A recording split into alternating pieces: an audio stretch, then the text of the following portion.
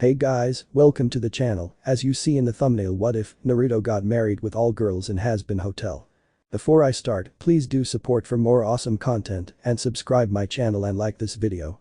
Go support and follow the curious KITSUNE 654 for writing that awesome fanfic, and also make sure to comment on this story, link in the description. Let's start this video. It was late at night deep within a lush forest, the forest floor drenched in darkness under the thick canopy of leaves. The few rays of moonlight that could pierce through weakly lit up the forest floor, revealing lush grassy ground. Oddly though, there was not a sound to be heard, no owls hooting or insects chirping. Only the pure serene silence of a calm peaceful forest. Or at least that was the case before 5 swirls of blood-red fire burst into life out of seemingly nowhere. The mysterious flames lit up the once darkened landscape and scorched the land as they out towards each other, swiftly coalescing to form a perfect circle, before branching out inside to create a 5-point star. As soon as it was done, several runic symbols appeared within the spaces between the flames, before a swirling vortex of dark fire sprung into existence in the air, directly above the exact center of it all. Not even a second after its creation, a leg with a black and white heeled shoe and light red pants shot out and stomped into the ground with enough force to send several cracks across the ground. "I can't believe him." A feminine voice shouted out angrily as the leg's owner followed through the portal, revealing a lovely if not unusual looking woman. Dressed in a fancy red tuxedo, she was incredibly tall, at least 6 feet, but was still quite slender, with long blonde hair and pale starch white skin, aside from 2 bright red circles on her cheeks that made it seem like she was constantly blushing. Her eyes, locked in a withering glare, were a pure red with no pupils to be seen amidst yellow sclera, and a pair of sharp fangs peeked out from the top of her mouth, as callous and cruel curled up in a snarl. This was Charlie Morningstar, the sole daughter of Lucifer, the princess of hell, and at the moment one incredibly pissed off demon. "Of all things, he wants me to do something like that," she screamed out in anger and disbelief as she grabbed the sides of her head, grabbing fistfuls of her hair as she trudged through the forest. She didn't even seem to care as the portal she'd come through fizzled out behind her without a trace, with even the burned grass having somehow grown back already. Instead, the furious princess of the underworld just continued onwards in a blind fury until she found herself standing in front of a tremendously large oak tree. Growling slowly under her breath, she reared back her arm as hellfire gathered around her fist before the limb dropped back to her side, the demonic flames sputtering out as she smacked her face into the tree instead. Soft crying rang out as Charlie's shoulders started to shake, the demoness briefly raising her head back up to show her tear-stained cheeks before slamming it back into the tree. This was repeated several times, each blow caving in the wood a little bit further until there was a near-perfect indent of her face left in the bark. "This isn't fair. I worked so hard to set everything up and now Dad decides to just drop this on me, it's bullshit." She swore between sobs, tears leaking out from the indentation in the tree bark and onto her shoulders as the memory of her recent conversation with her father played through her mind. Earlier that day. "I'm sorry sweetie, but I cannot allow you to continue with this little rehabilitation project of yours any longer." Sitting in his throne with a completely remorseless look on his face, Lucifer watched on apathetically as his daughter stared at him in shock and disbelief. "But Dad," Charlie stuttered out as she tried to approach her father, only to freeze when fixed her with a pointed look. Don't you understand, you've never had a problem before. Why now?" "Because as the princess of hell, and as my daughter, you should be setting an example of corruption and despair, not this foolishness about redemption," the ruler of hell said, scoffing softly at the end as he raised a glass of wine to him and took a generous sip. "I have tolerated your behavior for decades, believing it was just a phase, simple teenage rebellion that you would grow out of eventually. Yet here you are, almost 200 years old now, and yet still you act like a mere child." "I'm not." "Yes, you are," Lucifer cut Charlie off firmly as he was briefly enveloped in a pitch-black aura that caused shivers to run down the girl's spine. When it cleared, the fallen angel snapped his fingers, prompting a nervous-looking imp servant to quickly hurry forward with a fresh glass of wine on a tray. "Not only do you insist on continuing with this fool's errand of yours, but now you've begun to drag my reputation down with you. Already, rumors throughout the 9 rings, whispers amongst the royal families of how my child is but a naive weak heart failure who has yet to claim even a single soul to her name." That last part caused Charlie to flinch before her gaze dropped to the floor, unable to refute what her father had said. For higher class demons, the amount of souls they owned, actual damned souls and not the paper currency, was an important symbol of power and strength. It was even a tradition in some families to take one's children up to claim their first soul as a sort of coming of age thing. And generally by her age, most would be reaching at least the higher double digits already, if not the low hundreds. So, to not have even a single one yet would be considered absolutely embarrassing, to put it lightly. "I don't get why that's such a big deal." Raising her head back up as she crossed her arms, Charlie stood her ground as she stared Lucifer in the eye. Hell already has too many souls in it in the first place. That's why you had to agree to those barbaric exterminations each year in the first place. Thousands of souls are being wiped out of existence each year for no other reason than we don't have enough room to keep them all here. True, her father admitted, nodding slowly as he slowly swirled his new glass, staring at the crimson liquid sloshing inside. But that doesn't change the facts, and the fact is. Suddenly the man's hand shot out and grabbed his servant by the neck before snapping it with a sickening crunch, making Charlie flinch again as its head lolled back to face her. She couldn't help but step back when he let the now dead imp drop to the floor, its body flopping limply against the ground, with a dribble of blood and sputum oozing out of its mouth. This is hell, where the strong flourish and the weak are left in the trash where they belong. As he spoke, Lucifer snapped his fingers again, causing two more imps to appear who promptly gathered their dead comrade and dragged him away. Whilst they were doing that, the Demon King himself rose from his seat and approached his daughter, his step slow and graceful, exuding power. Once he was close enough, he reached out with his empty hand and gently stroked the girl's cheek. Charlie recoiled a little at first, but slowly found herself sinking into his touch as a feeling of comfort washed over her. "I love you, sweetie. You are one of the most precious things in the entire underworld to me, and I don't know what I'd do if something happened to you," he said softly, a small genuine smile appearing on his for a moment before returning to a calm apathy. "So please understand why I'm doing this." "What are you, Charlie had no time to fully ask what he meant by that before she felt something grab her hand and an intense searing pain shot up her arm. Stumbling back in shock, her gaze snapped down to see her father's once goblet-holding hand intertwined with hers as a malicious red aura flowed from his palm into her flesh. "Dad, what are you doing? You're hurting me." Lucifer remained silent and simply tightened his grip as Charlie frantically tried to escape his grasp, his expression unchanging even when she fell to her knees screaming from the pain. It wasn't until every last flicker of magic had seeped into her arm that he finally let her go and returned to his throne, leaving the younger blonde whimpering where she lay. Clutching her trembling arm as the pain slowly ebbed away, Charlie could only stare in horror at the runic symbols that had been seared into the pale skin of her palm. "And no, you didn't, Daddy, please." The soul contract, her father had put her in a soul contract. "I'm sorry, sweetie, but you've forced my hand in this," her father stated once he retook his seat and knitted his fingers together. "If you insist on continuing with this foolish dream of yours, then you must claim at least one living soul under your power within the next 12 hours. "No, I won't. You can't make me, Dad, please." Charlie pleaded, her eyes watering as the reality of what Lucifer had done came crashing down on her.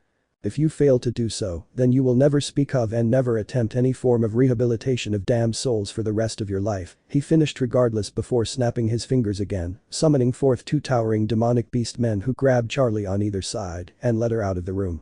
Present. She had gone from leaning her face into the tree to sitting against it, her back pressed against the bark as she looked at the moon through an opening in the canopy. Dried tear stains were on her face, but she had a small scowl as she dropped her gaze to the runic marking on her palm. She couldn't believe that her father would do something as horrible as force her into a soul contract like this, and with such unfair stipulations either. Either she personally damned a soul, which was against everything she stood for, or be forced to give up her dream forever. She wouldn't even be able to say the word redemption. Literally, the contract would stop her from speaking if she tried. "Damn you, Dad, how could you ask me to do this, to damn someone just to prove a point?" she muttered before sighing in frustration and getting to her feet. "I can't just sit here and mope. I need to take action no matter how much I hate it." But that said, she expanded her senses to try and feel out the nearest coalescence of life sources in her vicinity. If she was going to make a deal with someone and thereby drag them to hell with her, she would need to observe the local humans in the area and choose one properly. Her plan was to find someone who was already on the track to going to hell, hoping to lessen the guilt she was feeling about damning someone. If they accepted her deal, she could then immediately check them into her happy hotel and rehabilitate them so that they could go to heaven. She does what her father demands, she gets him to support her goals, and she proves those goals are possible all in one fell swoop. What could go wrong? "And I jinxed it," she deadpanned in her head as she felt 4 souls near her position. Correction, 3, one of them passed on almost as soon as she sensed it, and she wished them a peaceful afterlife. Another one was also dying based on what she could feel, but whoever it was definitely clinging to life with everything they had. It was the last 2 that got her attention the most though. One was young and vibrant, with a delicate purity that could only belong to a young child, whilst the other was so filled with rage and hatred that Charlie was almost certain it was a wrath demon of some kind. What was alarming though was just how close the 2 souls were, to the point they were almost intertwined with each other somehow. Officially worried about the malicious soul and the newborn, Charlie made her way to the life sources, passing by foliage and brush before breaking through into a massive clearing that looked like it had been subject to a massive battle. The ground was cratered in various locations, the largest of which were positioned in a way that told her that an extremely massive creature had been standing on them. Whatever it seemed to be gone now, which Charlie was grateful for, she did not like the idea of facing off against something that left an 80-foot wide footprint. Shaking off those thoughts, she spotted two adult humans lying on the ground before an ritualistic altar that had a crying baby perched on it in a swaddled cradle. One of the humans, a young blonde man, lay motionless, no doubt the soul that Charlie had sensed passing on, whilst the other human, a lovely red-headed woman, was weakly dragging her body towards the altar, leaving a thick bloody smear across the ground in her wake. Approaching cautiously at first, the demon princess's eyes widened once she got closer when she saw that both of the adults had been run through by something so massive that it left a bigger than her head clean through their torsos. Gasping in concern, all thoughts of her father's order vanished into the back of her mind as she rushed over to help the struggling woman. "Miss, are you okay?" she asked, knowing it was a stupid question, but too alarmed by what she had come across. Grabbing the woman's hand when she got no response, Charlie was alarmed to feel how fast her life force was draining away. "Hang on. I'll help you. Just hold on." She carefully turned the woman onto her back, barely biting back a gag when she saw the blood and tissue dangling from the gaping, before trying to use healing magic to close up the wound.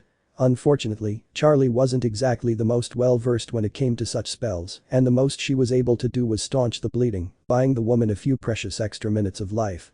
Kushina Uzumaki, the name popped in her mind as soon as she made contact, coughed up blood as she weakly turned her head as much as she could to the altar. And Naru choked out, getting Charlie's attention. Assuming the woman was referring to the still crying baby and that said baby was her son, based on the dead blonde man's features, Hell's princess assured the redeed, "Don't worry. Your son's fine, miss. You can hold him after I patch you up."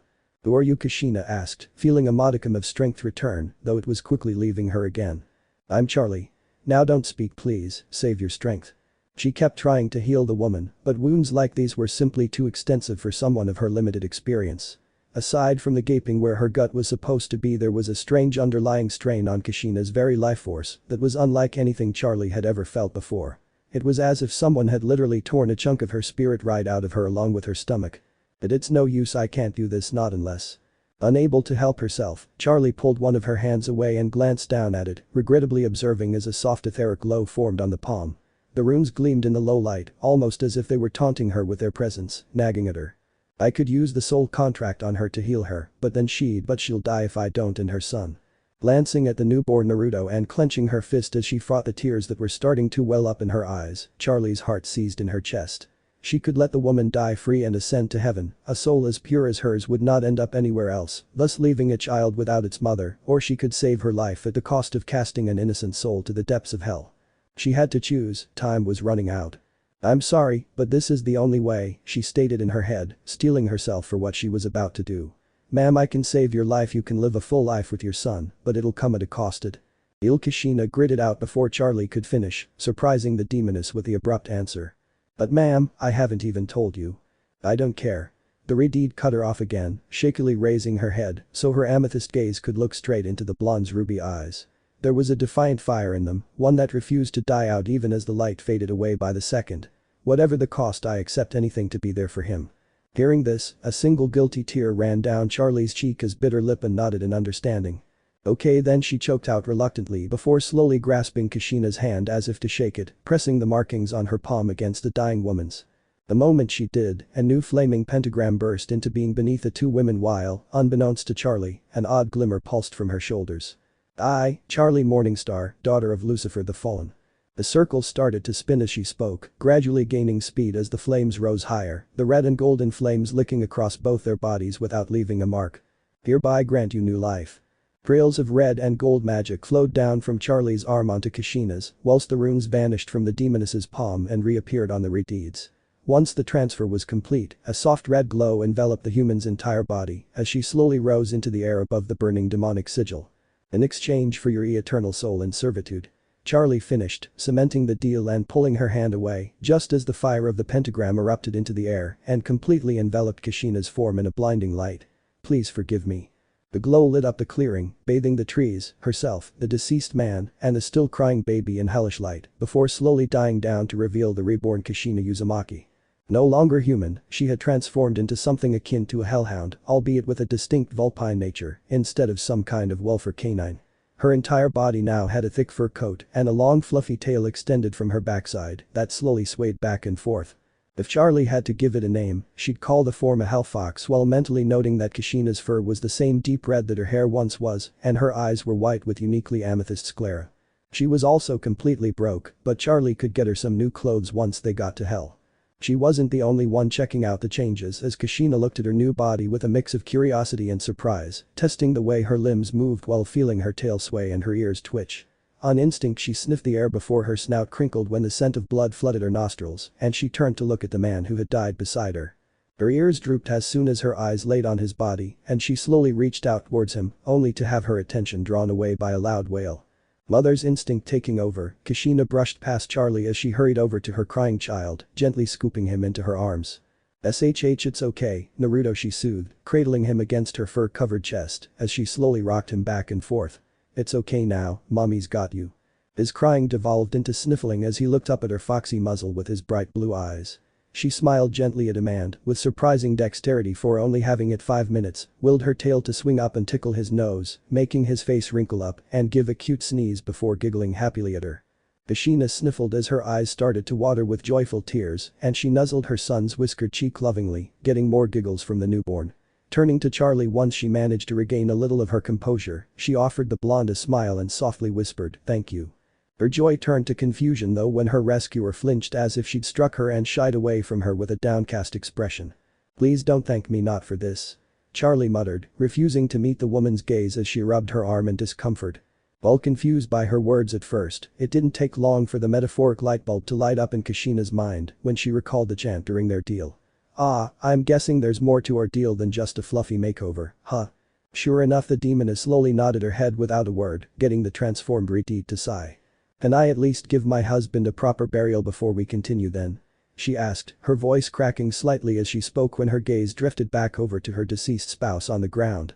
"Of course," Charlie muttered as she nodded again before moving to pick up the body for the woman, idly summoning forth a red shroud with golden trim to cover him with as she did so.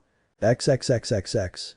Not long later, Minato Namikaze was laid into a grave that had been dug beside the masked shrine of the Uzumaki clan.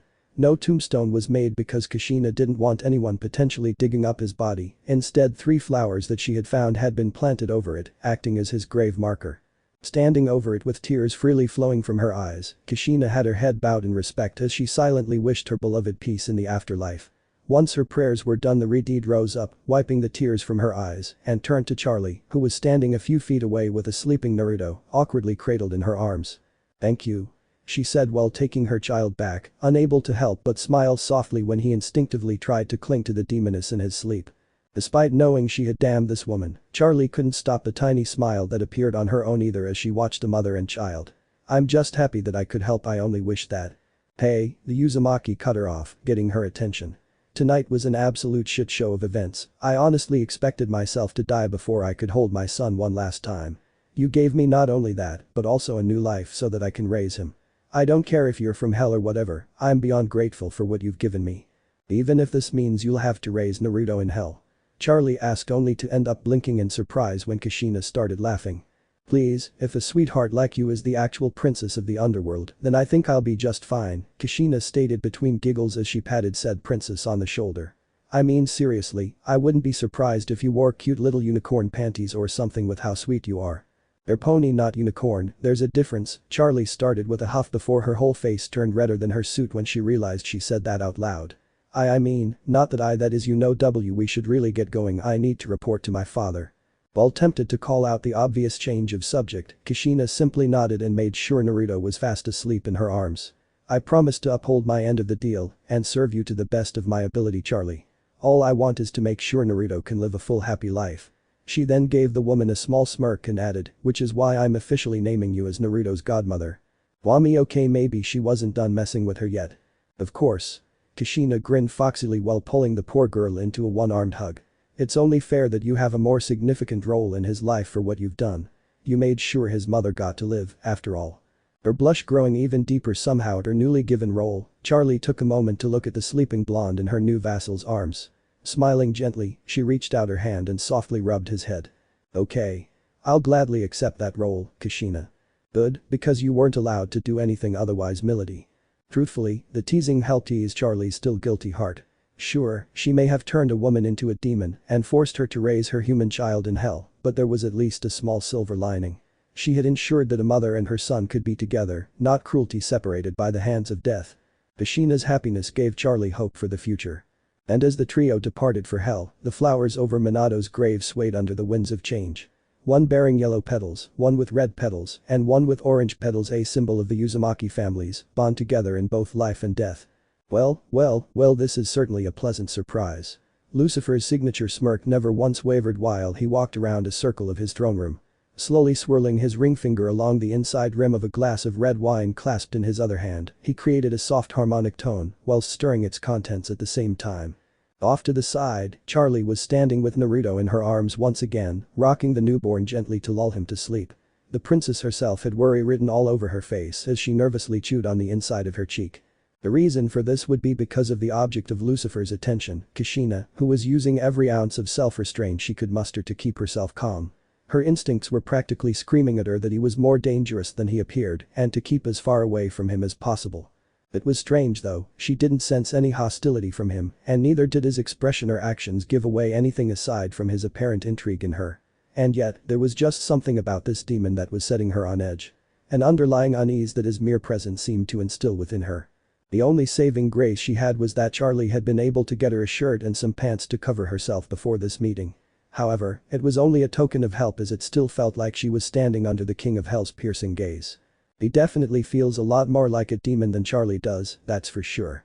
She thought as she unconsciously tried to cover herself more as she kept her head bowed, not out of respect, but because she really didn't feel like looking at that smile any more than she had to. I must admit that I'm impressed by Charlie. You've done far better than I ever expected. I honestly thought you'd come back here with some ratty little soul of a drug addict you found slumped in a gutter at the last minute. Coming to a stop at Kushina's side as he spoke, the King of Hell pulled his hand away from his drink and held it up to the transformed Riti's chin. Gently pushing it up with a knuckle until their gazes finally met. That was the last straw for Kushina and she snapped back into a snarl as a warning growl echoed from her snout. Although all that did was make Lucifer's grin widen a little. Never did I imagine you'd lay claim one this pure, let alone be gutsy enough even try going after an elemention. Rather than being pleased by the praise though, Charlie visibly recoiled before looking at the floor in shame. I did what I needed to do. That and more I'd say, considering the extra baggage you've brought with you, Lucifer stated as his gaze dropped onto the baby in his daughter's grasp, making both her and Kushina tense up. Holding him closer to her chest protectively, Charlie tried to back up as her father closed the distance between them, only to end up bumping into the wall. Oh, relax sweetie, I'm not gonna hurt him. I just want a closer look at my would-be new grandchild. Really, just like you wanted to chat with me before. She shot back bitterly, getting him to pause for a moment before chuckling deeply with a shake of his head. Oh, you're gonna hold that one over my head for a long time, aren't you? The older blonde asked rhetorically as his daughter kept glaring at him distrustfully. Rolling his eyes, Lucifer held a hand up as it gained a familiar black and red glow. Fine then, I swear on my name that I intend neither harm nor malice towards the child. Happy. Happy was the absolute last thing Charlie was at the moment, but she eventually nodded her head regardless as she reluctantly allowed her father to get closer. Well, he's a cute little tyke for sure, he said with a chuckle. And hell, he could almost pass off as yours already, just need to add a little red to those cheeks. Whilst he spoke, Lucifer traced his fingers along the whisker-like markings on the slumbering infant's cheeks, leaving a thin smear of wine. The contact ended up rousing Naruto from his nap though, which the little guy was quick to show his dislike for as he started to squirm and whine. Whoops, my bad, the devil started with a completely unapologetic smile as he downed the rest of his wine in a single gulp. He then twirled around on his ankle and started walking off whilst idly waving over his shoulder. Well, have fun with that. Wait, that's it.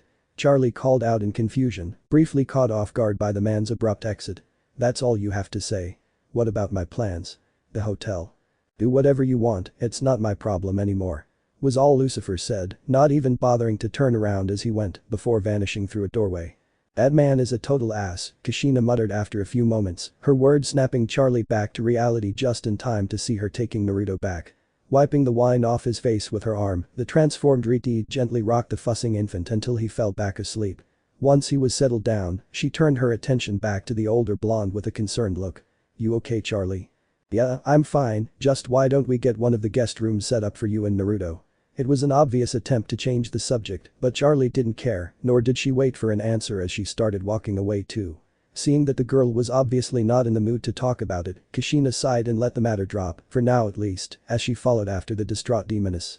Fortunately, getting settled in didn't take long, with the pair deciding on a guest room that was just down the hall from Charlie's room so that she'd be close by if they needed anything. Then, after some digging around in the attic, they were able to find her baby stuff for Naruto to use like her crib and old baby clothes. Naturally, it all needed more than a little dusting off after sitting in storage for nearly 2 centuries, which Charlie took care of alone, since Kushina was still getting adjusted to her newly enhanced senses. And now, after almost 2 hours of non-stop dusting, Charlie waltzed into her room caked in dirt and grime. Groaning in exhaustion, she slowly made her way across the room toward her personal bathroom, dragging her feet with each step. "Ugh, I really need a bath," she grumbled to herself as she patted off the dust that was still stubbornly clinging to her body. The patches on her hands were being particularly annoying for some reason from the large clumps that just wouldn't let go. "Come on, you stupid gunk, why won't you?" Charlie suddenly trailed off mid-sentence as she came to a stop, her gaze locked on her palms as the dust finally crumbled away to reveal the bloodstains underneath. "Oh right, I never washed up, did I?" Glancing down at her chest, Charlie finally noticed that all the spots of her suit were bloodstains as well, previously hidden by the natural red of her clothes until now. It had completely slipped her mind somehow that she had been holding a dying woman in her arms just a few hours ago. A dying woman whose soul she damned for eternity to save her life. An innocent woman who she damned. I damned her, Charlie whispered quietly, her hand starting to tremble as her breath grew labored and a look of horror slowly across her face. "I damned someone, oh god, I actually." The blonde covered her mouth and she fell to her knees, tears welling up in her eyes, while her chest convulsed rapidly until blue bile spilled between Charlie's fingers as she desperately tried to keep it down to no avail, her hands dropping away on instinct when the acidic burn grew too strong and pretty much every meal that she'd ever eaten came flowing out of her all at once. Her vision blurring as she pitched forward, the princess only barely managed to hold herself up with her vomit-covered arms while she kept spewing all over the floor until there was nothing left in her stomach. But even then, it didn't actually stop. If anything, it got worse as the convulsions redoubled and caused the poor girl to painfully dry heave over and over and over. The hot rancid stench of vomit intermingled with the coppery smell of blood and flooded into her nostrils, making her eyes burn and stomach twist. Acrid smoke slowly rose into the air from the puke as it burned into everything it was in contact with, chewing through the floor with ease and blistering Charlie's skin. "Hey Charlie, are you there? I'm coming in." So lost in her misery Charlie didn't even hear when someone started calling out her name, nor when her door opened. "Hello? Where are you, Charlie?"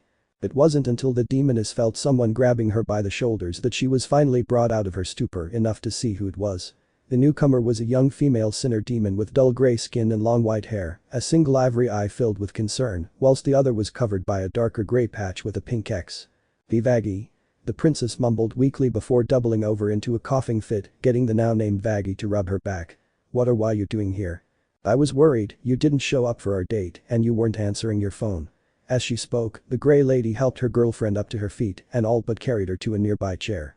Once she set Charlie down, Veggie knelt in front of the distraught blonde and cupped her face in both hands, gently wiping away the puke still sticking to the demoness's cheeks with her thumbs. "But enough about me, what happened? Are you okay? Whose blood is this?" "I did something awful." Charlie spoke softly, barely even a whisper, in a raspy voice that kept cracking every other word. "She was gonna die and I was gonna lose everything if I didn't, but I could have, I can't I?" Easy Han, easy, take your time," Veggie said, pulling the choking up princess into a hug, letting her rest her head on her shoulder as she ran her fingers through her blonde locks. "Why don't we go get washed up? A nice hot bubble bath to ease your nerves." "Why yeah, that sounds nice after everything she dealt with today." A bath sounded like a wonderful idea, so Charlie let the grey demoness lead her away to the bathroom. Meanwhile, back with Kushina, the former human-turned-hellfox was humming softly while setting Naruto into his new crib. The little blonde was now dressed in a fluffy soft pink harnessy that had Satan's little devil printed across the belly in red letters. As soon as he was put down, Naruto burbled in curiosity as he flailed his tiny arms around in the air in an adorable, yet naturally fruitless, attempt to explore the new place. "Oh, looks like somebody likes his new home, don't you?" Kushina asked, reaching down to gently tickle the infant's belly, making him squeal happily before latching onto her fingers. Smiling softly with a giggle, she was content with letting her child play with her hand until he tuckered himself out. However, with her attention focused on Naruto, the Redeed was left unaware as someone slunk through the doorway.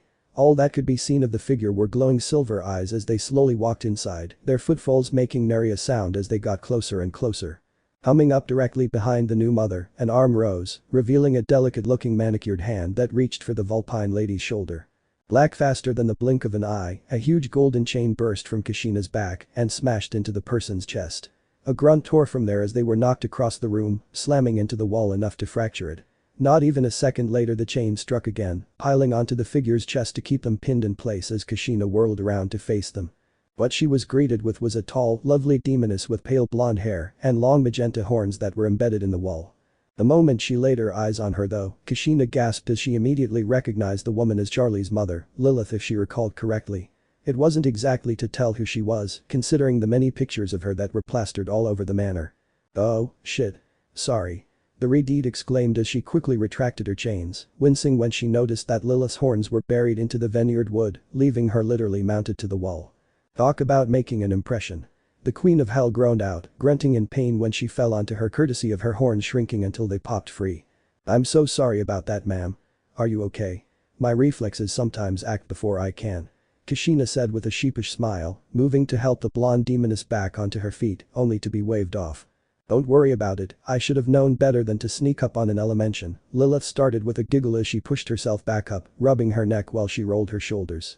Stretching her arms over her head, a sigh escaped her as her back popped satisfyingly before her horns grew back out, only now they were curled into a hook shape instead of straight back. Besides, that little love tap was nothing compared to when me and the hubby decided to be a bit rough in the bedroom. Oh, now that's something that'll leave me sore in the morning. If you say so. Wisely deciding not to touch that, Kashina let the matter drop as she waited for Lilith to regain her composure. Once she did, the Hellfox smiled politely as she offered the woman a hand. Anyway, my name's Kashina. You're probably wondering. My husband told me why you're here already. It's a pleasure to meet you. I'm Lilith. Rather than shaking Kashina's hand, Lilith grabbed it and turned it so that the palm faced upwards, exposing the runes still seared into the flesh. She muttered something under her breath that Kashina couldn't understand as she traced her finger over the demonic writing. Watching the centermost rune glow softly, the queen's brow furrowed for a moment before she sighed with a shake of her head. I'll be blessed. My little girl actually went and claimed a soul. Never thought I'd see the day, to be honest. Pulling her arm back, Kashina glanced at the contract before clenching it into a fist that she covered with her other hand. Well, from what I've heard, she didn't exactly have much choice in the matter.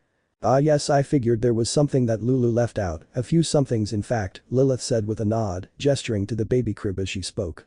May I? Oh yeah, sure.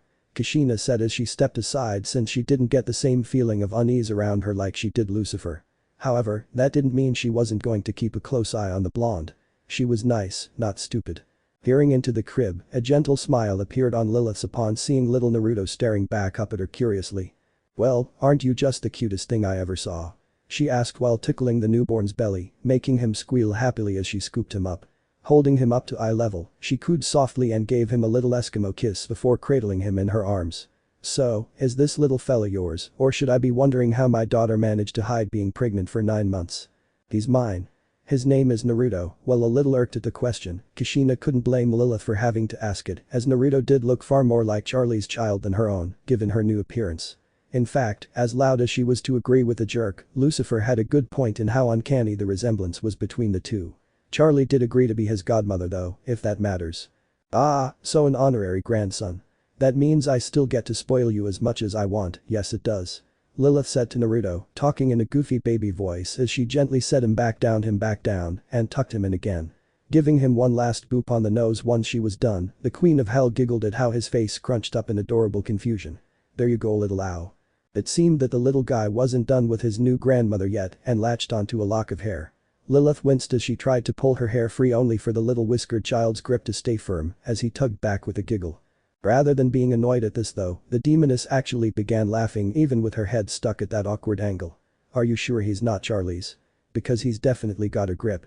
Oh dear, hang on Kashina started to say as she moved to help, only to be cut off when Lilith waved her back. Don't worry about it, I've dealt with this plenty of times before. Just watch the magic. She said calmly, getting the Redeed to pause mid-step in confusion. Before Kashina could ask what Lilith meant, her attention was drawn back to the hair in Naruto's grasp when it was enveloped by a soft glow. Then, to the Redeed's surprise, the entire lock started to move on its own, wiggling around like a snake before it detached from the blonde's head, allowing her to stand upright again. However, it didn't stop there, as evidenced by the disembodied lock continuing to flop around in the crib, squirming all over the inside of the crib as it glowed even brighter. Then the whole clump broke apart, individual strands swinging away from each other, then entwining into threads which in turn started knitting themselves together.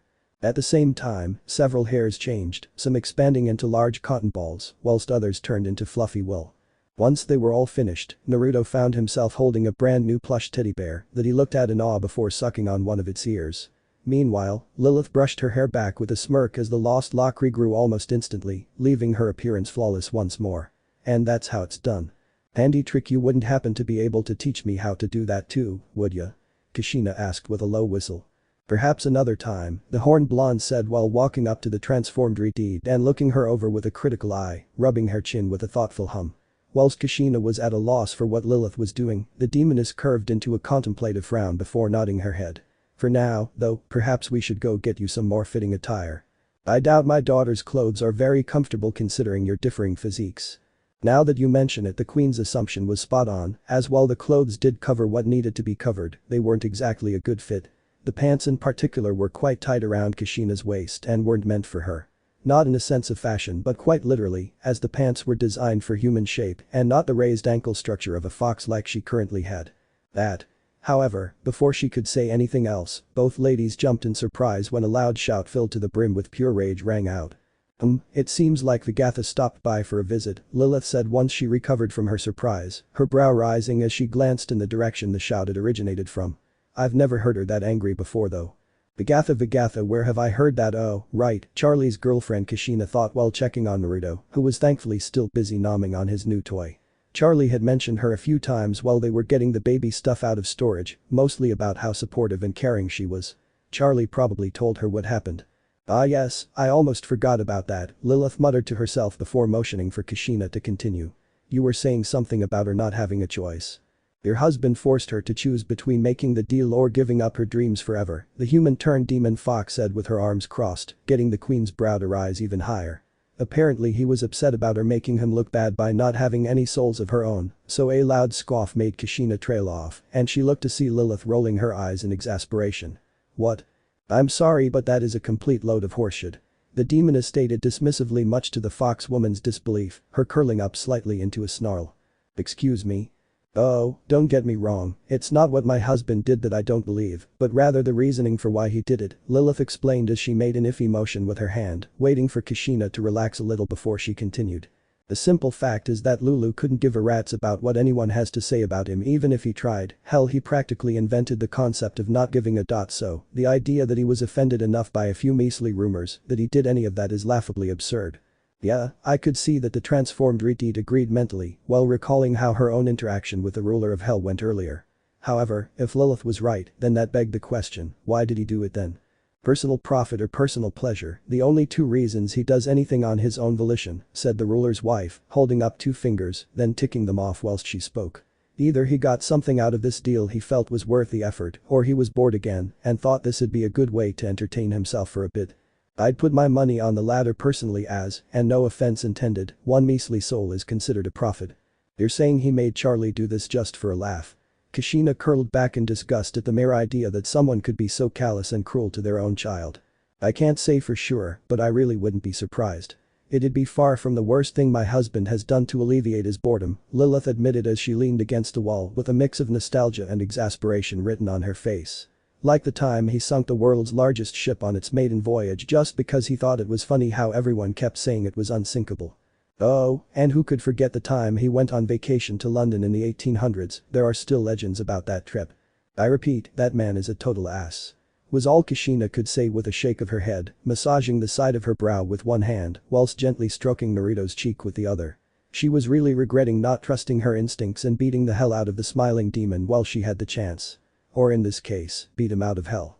King of all evil, sweetie. Being in is kind of his thing, the horned demoness pointed out with a bemused smirk that quickly fell as she bitterly added. Although, he's definitely sleeping on the couch for this little stunt of his. He should get a swift stab in the nuts, if you ask me. A new voice added in suddenly, getting the woman's head to snap towards the doorway to see a certain grey girl's head peeking into the room. Oh, hello Vagatha. It's good to see you again, Lilith greeted with a soft smile as she waved to the gray-haired sinner, who nodded back politely despite the annoyed frown she bore. Is Charlie with you? Yeah, she's right here. Veggie stated before she stepped in the room fully with Charlie in tow, revealing their bathrobe-clad forms. However, the latter also had bandages wrapped around her hands and taped onto her lower jaw, much to Kashina and Lilith's concern. Concern only grew when they also noticed how bloodshot her eyes were and the way she was blatantly leaning on Vaggie for support as she trembled underneath her. Pushing off the wall, Lilith was over by her daughter's side in a second and gently cupped her chin. Oh dear, what happened sweetie? It's nothing, I just had a bit of an upset stomach. I'm better now. The younger blonde tried to play it off as her mother gingerly peeled back some of the bandages on her face to expose the blistered skin underneath. She would have smiled to help reassure the worried demoness, but unfortunately, the disinfectant numbing cream Veggie had applied made her refuse to stay up. Nothing my ass, you Vaggie tried to say something, but was cut off when Charlie quickly slapped a hand over her mouth with a wince. Giving her girlfriend a dull look, the one-eyed demon crossed her arms disapprovingly as she mumbled something unintelligible through the bandage-covered limb. Charlie could only offer an apologetic shrug in return before turning her attention back to her mother, who was still looking her over in concern. Anyway, I see you've met our new, guests. Indeed, and I must say they are quite the intriguing pair of visitors, Lilith said with a giggle, carefully taping the bandages back into place as she spoke. Once she was done, the horned demoness rested her hand atop the princess's head and gently stroked her scalp. In fact, I was just about to take Kashina here out to do some shopping for a desperately needed new wardrobe. Would you like to tag along? This time it was Charlie's turn to be cut off as Veggie pinched her shut while pulling away the hand muffling herself. Thanks, but no thanks Mrs. Morningstar. Charlie should stay put and get some rest, the sinner stated whilst giving her girlfriend a stern look that left no room for arguments. Besides, we can watch over the little Nino for you. Not exactly a good idea to bring him if you're clothes shopping after all. Ah, of course, of course. You bring up a fair point, the horned blonde said with a nod before clapping her hands together and stepping aside. Well in that case, why don't you all get introduced? I've got a few things to take care of before we go, anyway. Good idea, nodding in agreement, Kashina offered a polite smile as she held out a hand towards Vaggie. The name's Kashina Uzumaki. It's a pleasure to make your acquaintance. Vagatha, but my friends call me Vaggie, the grey girl stated, accepting the shake with a tiny, albeit brief, smile on her dot. She then motioned her head towards the baby in the crib as he burbled curiously. And I'm guessing the Nino over there is Naruto. You'd be correct. Come on and say hi. As Kashina led Vaggie, and in turn Charlie, over to the crib so they could gush over Naruto, Lilith silently made her way out of the room and down the hall. Once she was certain she was out of earshot, the Queen of Hell reached into a hidden pocket of her dress and pulled out a hellphone. Turning it on, she quickly dialed in a number before holding the device up to her ear. Hello? Yes, I'd like to make an order. No, not the usual stuff, I need something more dangerous. Several days later. Lilith smirked as she stalked through the dark streets of Pentagram City, her steps graceful yet silent as she passed by various demons who immediately moved out of her way, either out of fear or respect. Taking a turn onto a grungier street that looked more like an alleyway, aside from the size, she headed straight for an equally dilapidated-looking building that sat near the end and walked inside. There wasn't much to see on the interior, aside from a scarred female imp sitting behind a counter and typing away at a computer. Ahem. Oh. Lady Lilith. Or at least she was until Lilith cleared her throat to get her attention, causing the imp to practically teleport from her seat to stand before the demonic royal with a bow. How may I be of assistance today? I'm here to pick up something I ordered. Lilith stated, getting the imp to nod in understanding before rushing back to her seat and typing rapidly on her computer. Ah yes, I see it now. It's right in the back, she said with a nervous smile, grabbing a paper that her computer printed out as she led the Queen of Hell to another room, one filled with dozens of different types of parcels and packages. Walking past them all, the duo soon arrived at a series of heavy-duty cages of varying sizes, each one holding some kind of demonic beast, ranging from a giant scorpion that was pointlessly stinging the bars to a ferocious fiery horse gnawing on a carcass. They eventually stopped in front of a smaller cage, roughly the size of a kennel, that was bathed in darkness, thus hiding its contents from sight. Hey, are you sure you want this, ma'am? The scared imp asked nervously, pointedly keeping a good distance between herself and the bars as she gulped nervously. Not that it's any of my business of course, but this one has proven quite uncooperative, to say the least. Is that so? With no fear of her own, Lilith approached the cage, peering inside the darkness with an intrigued look before reaching her hand past the bars, only to immediately yank it back when a pair of jaws filled with razor-sharp teeth tried to chomp down on the limb. Oh, feisty little one, aren't you? The only response she got was a low menacing growl as whatever it was slunk back into the back of its cage. That seemed to be enough for her though as Lilith smirked while pulling out her wallet. "I'll take it." It was dark, very dark, nothing to be seen in the encompassing darkness, aside from a few weak rays of light that gleamed in through small dot. I'm still surprised that demons celebrate Christmas too, from what I've been told it's not exactly a fitting theme for hell. Being unable to see, all that was left were the sounds, mostly ladies talking along with some nonsensical babbling and occasionally tearing paper. "Well, it's not exactly the same as what humans or elementals celebrate," one of the ladies said, sounding an odd mix of upbeat and sheepish. "Sure, there's still gift giving and such, but otherwise all it's really about down here as well. It's an excuse to get completely cara de mierda and be an even bigger jackass than usual," a calmer voice stated in a dry tone. "That and you get more gifts the naughtier you are instead of nice, since it's that Krampus that delivers them." "Aggie. Don't give me that look, Charlie, we both know it's true." "Yeah, but you don't have to be so pessimistic about it." "It's not pessimism, hon, it's realism, now stop pouting and open your present." "Ew. Present." More sounds of ripping paper, much more energetic this time, before a loud happy gasp rang out. "I love Vag. It's so cute. I gotta try it on." "Ah, ah, ah." "Not yet, sweetie," that voice was mature, calm, and very familiar, the voice of the one who fed and sheltered. And as she spoke, more light flooded in through the small gaps for a moment before going dim as everything shook. "Unless you want to miss your godson opening his first Christmas present ever, that is." "Of course not." More shaking as the voices got louder. "Oh, wow, that's a big box, what did you get him, Mom?" "What?" A melodious laughter filled the air as everything shook yet again and the light returned. "Settle down, you'll get to find out soon enough. Kashina, do you have the..." "Ready and filming," the last boy said confidently before cooking softly. "There's my baby boy," waving to the camera. "Naru." Soft happy burbling was heard for a moment, along with a loud smacking and more shaking as Kashina and Charlie giggled in amusement. "So, is anyone gonna help him or are we gonna wait till he somehow figures out how to open that by himself?"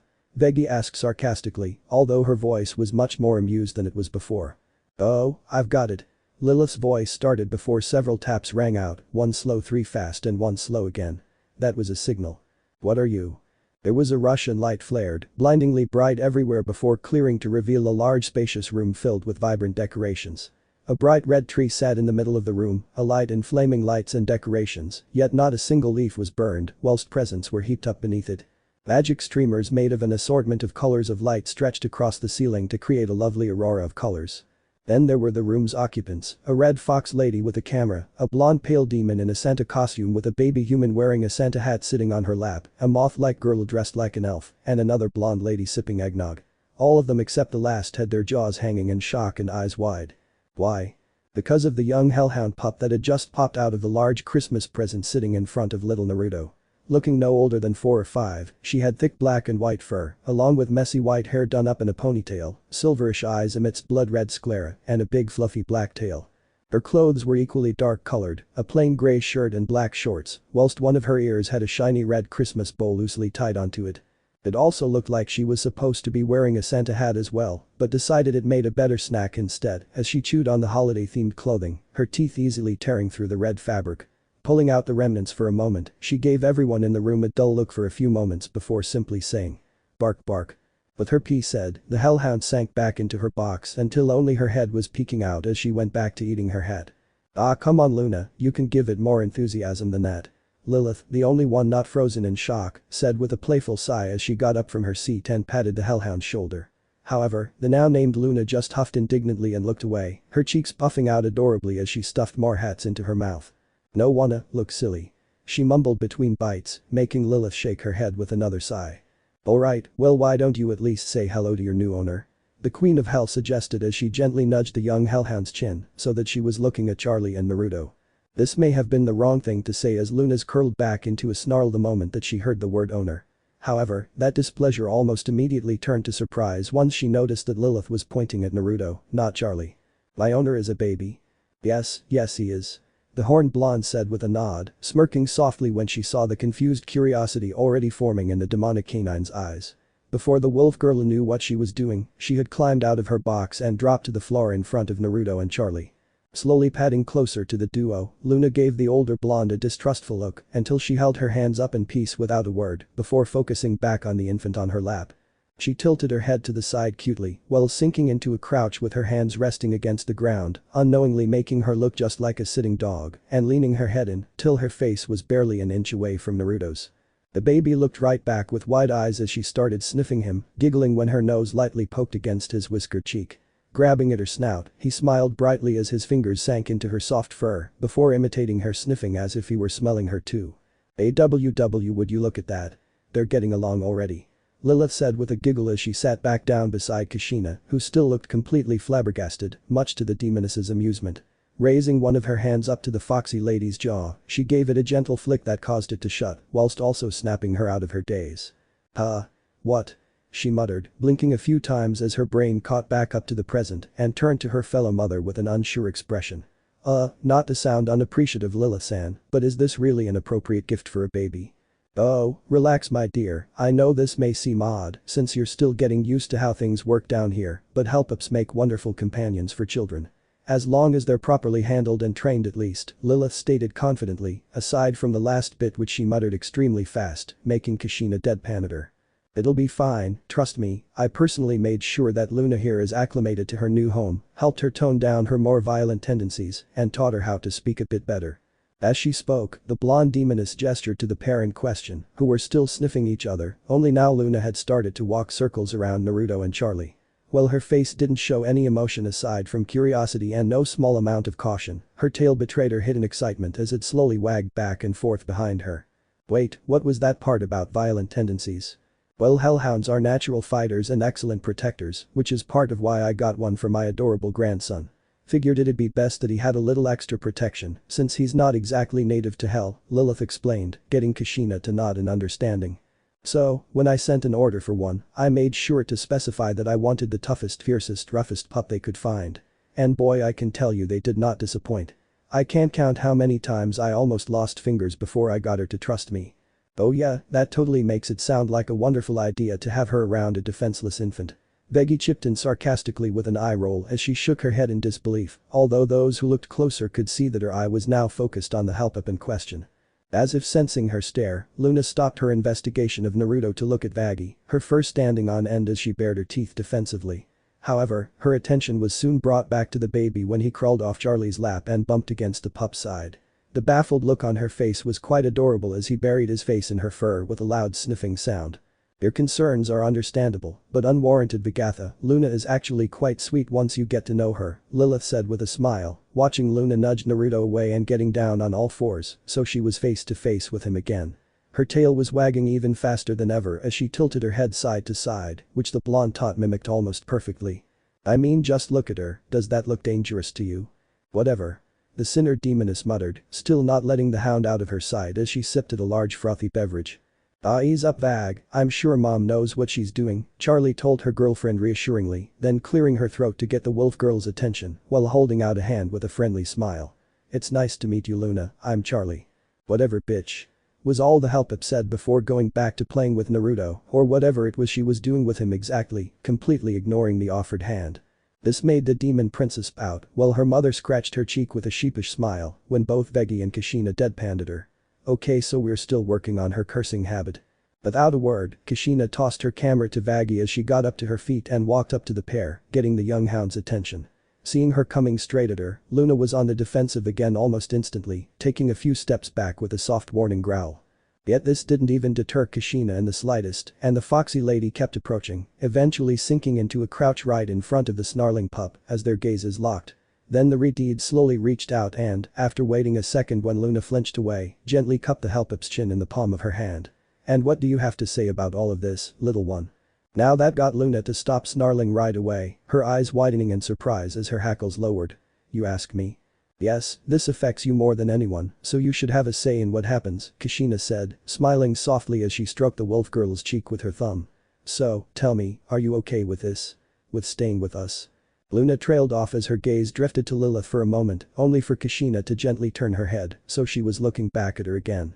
"Don't look at her, I'm not asking her," the transformed Redeed stated, making sure to keep the help-up's attention on her. "I'm asking you, are you alright with this?" Staring into her violet eyes, Luna was still a bit hesitant but eventually slowly nodded her head. "It's okay, better than before. I like it here." "Then welcome to the family, Luna." Kushina said with a soft smile before surprising the girl yet again by scooping her up in her arms for a hug. Eyes wide, Luna didn't know what to do as she dangled in the Retide's grasp. Normally when someone tried to grab her like this she'd start clawing, biting, and if necessary, violently disembowelment the poor bastard or bastards responsible. It was just a trained instinct, a survival mechanism for dealing with the unending danger and despair that was Hell's foster care system. Not even Lilith had been able to totally curb her innate reflex of bite, first to ask questions never. Yet here she was, buried in the warm fluffy embrace of this lady she just met, and she felt safe. Happy. She didn't know what it was, but she liked it. So, she stayed silent and kept enjoying it, even as Kushina carried her back over to the tree with Naruto and Charlie, the former having moved on to sniffing the latter instead, much to everyone's amusement. Alright, who's opening the next one? The fox lady asked once she took a seat next besides the blondes, setting Luna down on her lap. Oh. That's you. Charlie exclaimed excitedly, grabbing a small box near the top of the heap and handing it to Kushina. This one is from me. I hope you like it. Knowing you, I'm sure I will, Charlie, the transformed Retide said with a giggle before turning to full-blown laughter when she ripped the wrapping off to reveal an ornate picture frame in the shape of a heart.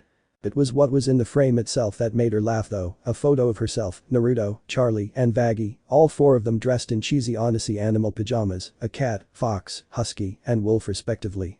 The first three looked like they were having the time of their life, whilst the latter looked blandly resigned to her fate.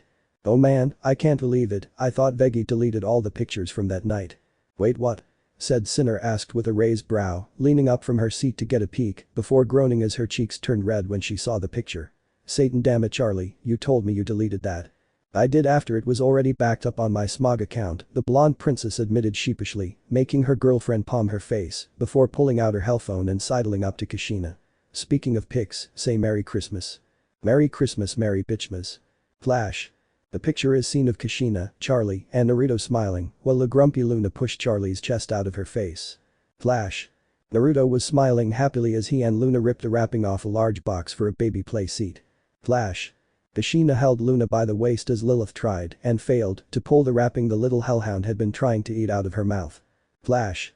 Veggie had an unamused look on her face as she held up a set of very Christmas-themed lingerie. Meanwhile Kushina was doubled over laughing, and a red-faced Charlie was covering Naruto and Luna's eyes. Flash.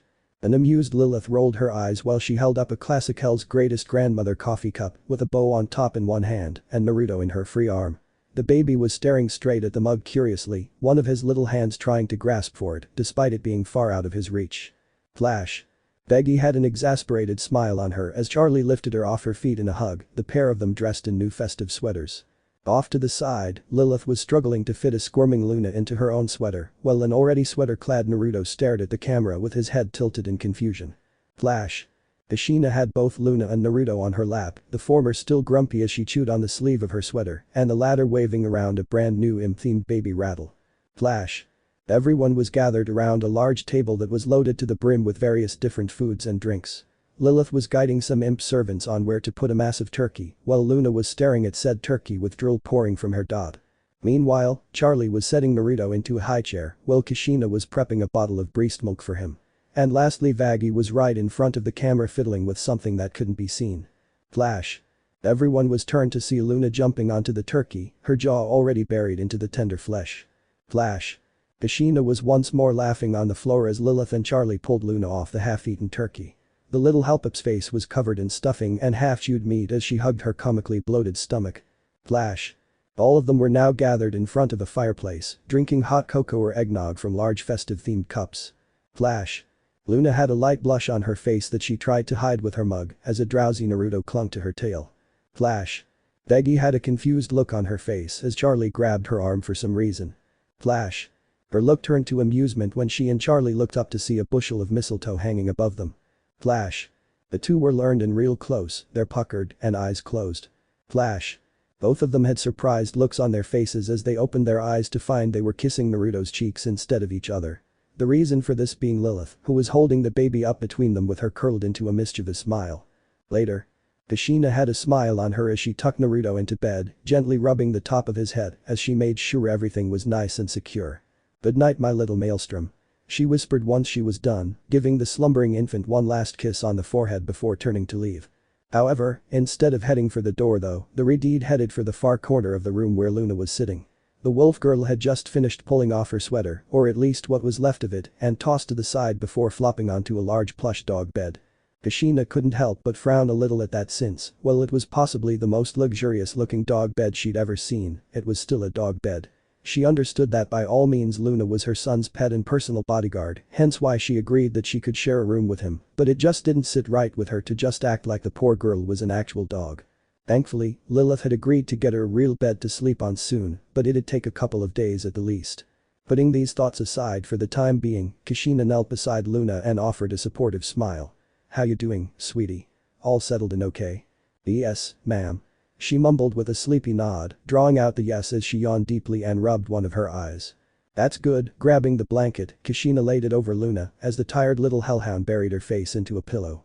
After making sure that she was tucked in nice and comfy too, the human-turned hellfox gently combed her fingers through the pup's hair to get some turkey bits still stuck in the locks. "But if you need anything don't be afraid to ask me, okay? I'll be just in the other room." "Yef math," was the muffled reply she got as Luna nodded her head against the pillow. "Alright, sleep tight Luna," Kashina said, ruffling the girl's hair again as she was getting back up and started heading for her own bed in the conjoined room. Stopping at the doorway, she looked back one more time to make sure everything was alright before turning off the lights and closing the door. One of Luna's eyes cracked open tiredly when she felt a weight shifting on her bed. Assuming it was Kashina again at first, the help grumbled to herself as she lifted her head to tell the nice lady she was fine for the umpteenth time. However, as her vision came back into focus, she was surprised to not see the red-headed fox at all, or anyone else for that matter. Blinking in confusion, her head swiveled back and forth across the darkened room, the only light being the soft red glow of the moon shining through the windows, to find that there was not a soul to be found. But then Luna felt the weight move again, along with something pressing against her side, causing her to look down this time and see owner. Indeed, little Nero was laid out on the dog bed right beside her somehow, hugging onto her waist as he nuzzled against her side. "How is he in huh?" One could practically see the question marks floating around the helpup's head as her gaze went from the infant snuggling her to his crib all the way on the other side of the room and back again. She couldn't see anyone else, nor did she smell any new scents, so as far as she could tell nobody else had come in the room since the nice lady left. However, that was impossible, there had to have been someone, it's not like the baby crawled out of his crib, across the floor, and into her bed all by himself. Right?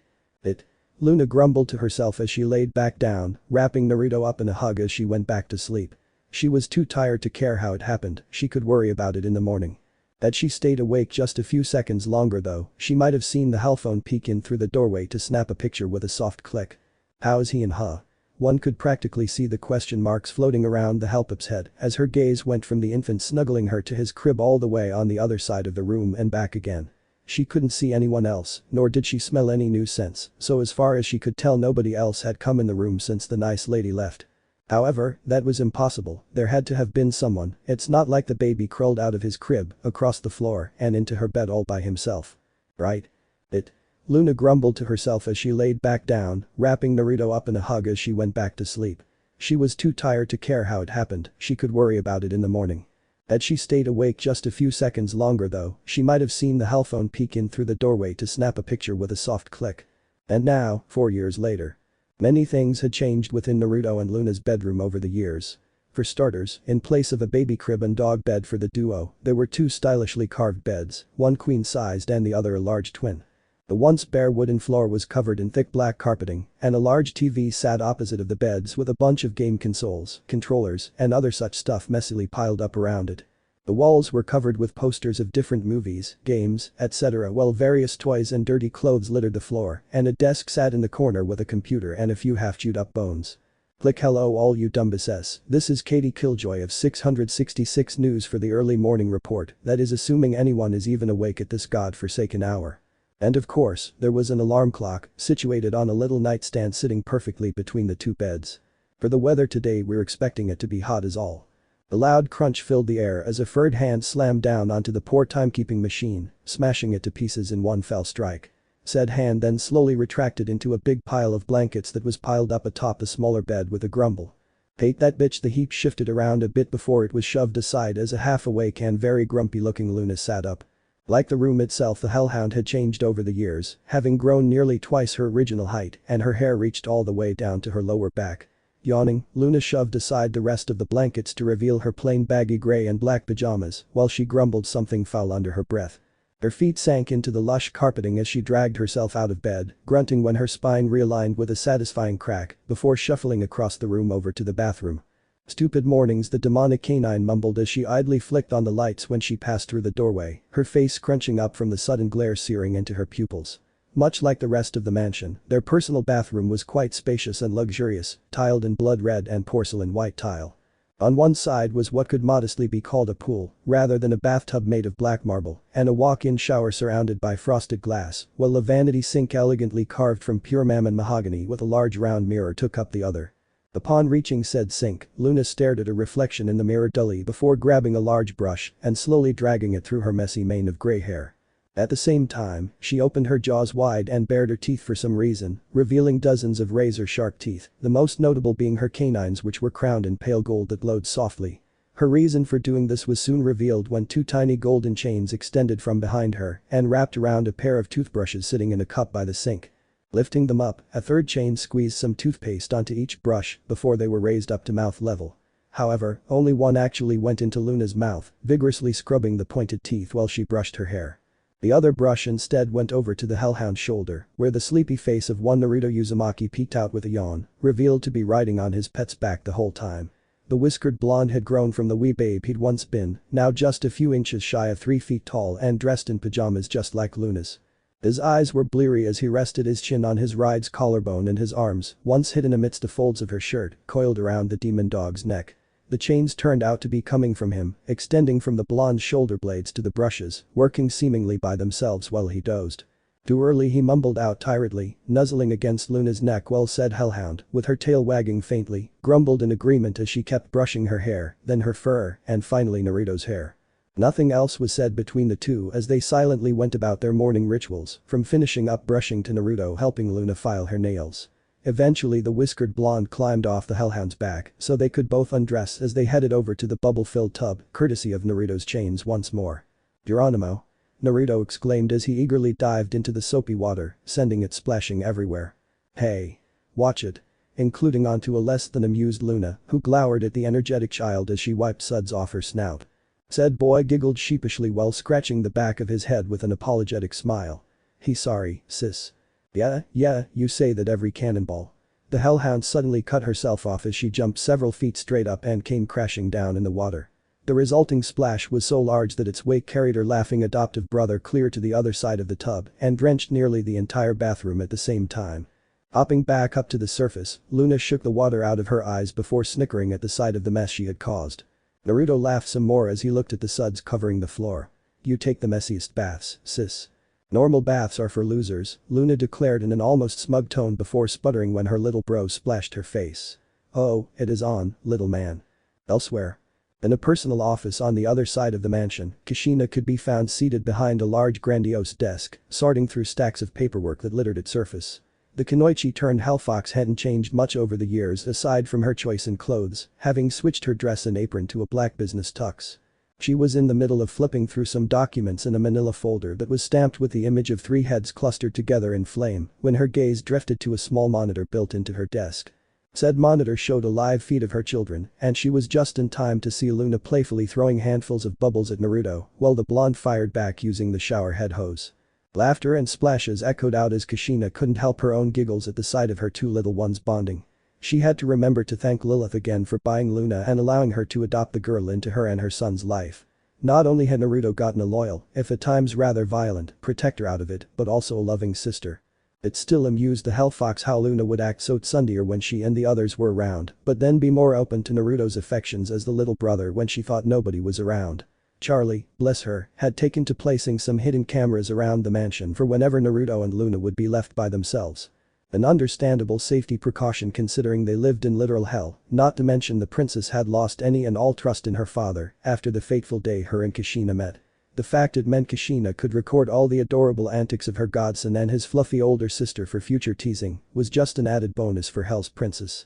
"Oh, they grow up so fast," she mumbled to herself, giggling again while she watched Luna disappear under the water before popping back up behind Naruto and tickling his armpits, making the boy squeal in laughter. The demonic Vulpine quickly hit the mute button though when she heard a creak, sitting up straighter and straightening up the papers on her desk. By the time the door swung open and Vaggie walked in with a food laden tray in hand, Kashina was once more nose deep in documents. Spying on them again, are we? Sadly, her attempt at business casual was for naught as the moth-like sinner demon saw straight through her little charade. A snort escaped Vaggie's at the sheepish look on the busted retard's face. How do you always know? Kashina asked back with a pout before perking right back up when Vaggie set the tray down, revealing a large stack of pancakes. She didn't even have to ask to know it was made by her quote-master unquote, considering they were all shaped like cute little bears with an egg and bacon smile on top. Because you're just that predictable, Astuta, Vaggie stated amusedly, making the fluffy retard grumble under her breath as she started munching on her breakfast. Taking a seat across from Kashina, the X-eyed demoness picked up some of the completed documents and curiously thumbed through them. Business looks like it's going good. About as good as it usually is, seeing as profits are up nearly 7% since last quarter, the Hellfox replied. You heard correctly, Kashina had gotten into the corporate game over the last few years by starting up her own business. Part of it was so she could have her own financial independence, not wanting to have to just mooch off Charlie for her entire time in hell. She had to think of both her and her children's future after all. And the other part was to help said demoness with her dream by bringing in much needed funding for running her future Reformation hotel. Turned out that, despite being the daughter of Hell's King, the princess wasn't exactly as loaded as one would have expected. Now, that wasn't to say she didn't have any cash to throw around, as she did get a hefty sum each month from her parents as an allowance. But it was simply nowhere near enough to cover all the various expenses that her plan would require, especially since a good chunk of it was already being spent spoiling a certain godson of hers. Setting the documents back down, Vaggie grabbed a magazine that was sitting on the desk and looking at a cover which had a picture of Kashina and Lilith. The pair were clinking wine glasses while standing behind a table covered by various bottles of alcohol, all bearing a red swirl symbol. The text Whirlpool Company brand liquor and booze, quality good enough for royalty at a cost you can afford, was emblazoned across the page in brilliant gold lettering. Not even in business 3 years and yet you're already dominating the market, the moth-like sinner muttered with an amused sigh as she flipped the pages, finding that almost each one was covered in various ads from Kashina's business. Everything from beauty products to home repair, all under the same company name and logo. How in hell did you pull this off? Oh? You want me to tell you?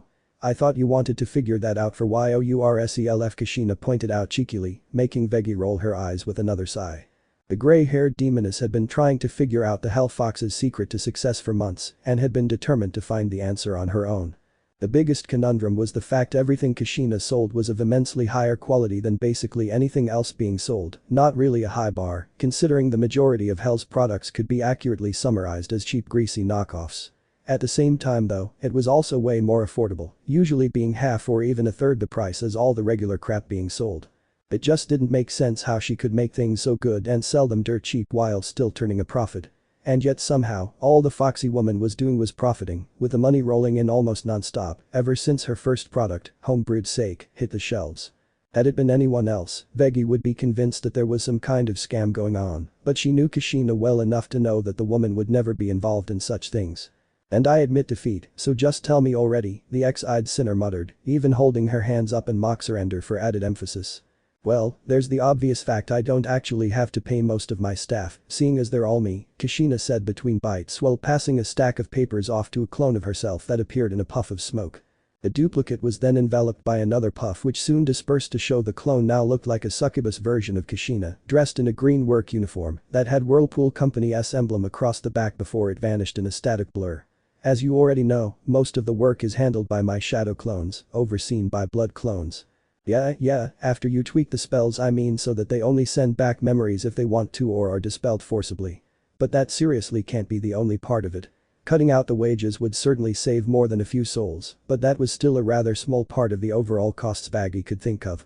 Naturally, although it does play a bigger role in it than you probably think, the red-headed demon fox started with a smirk, finishing off the last of her food and handing the tray off to another clone.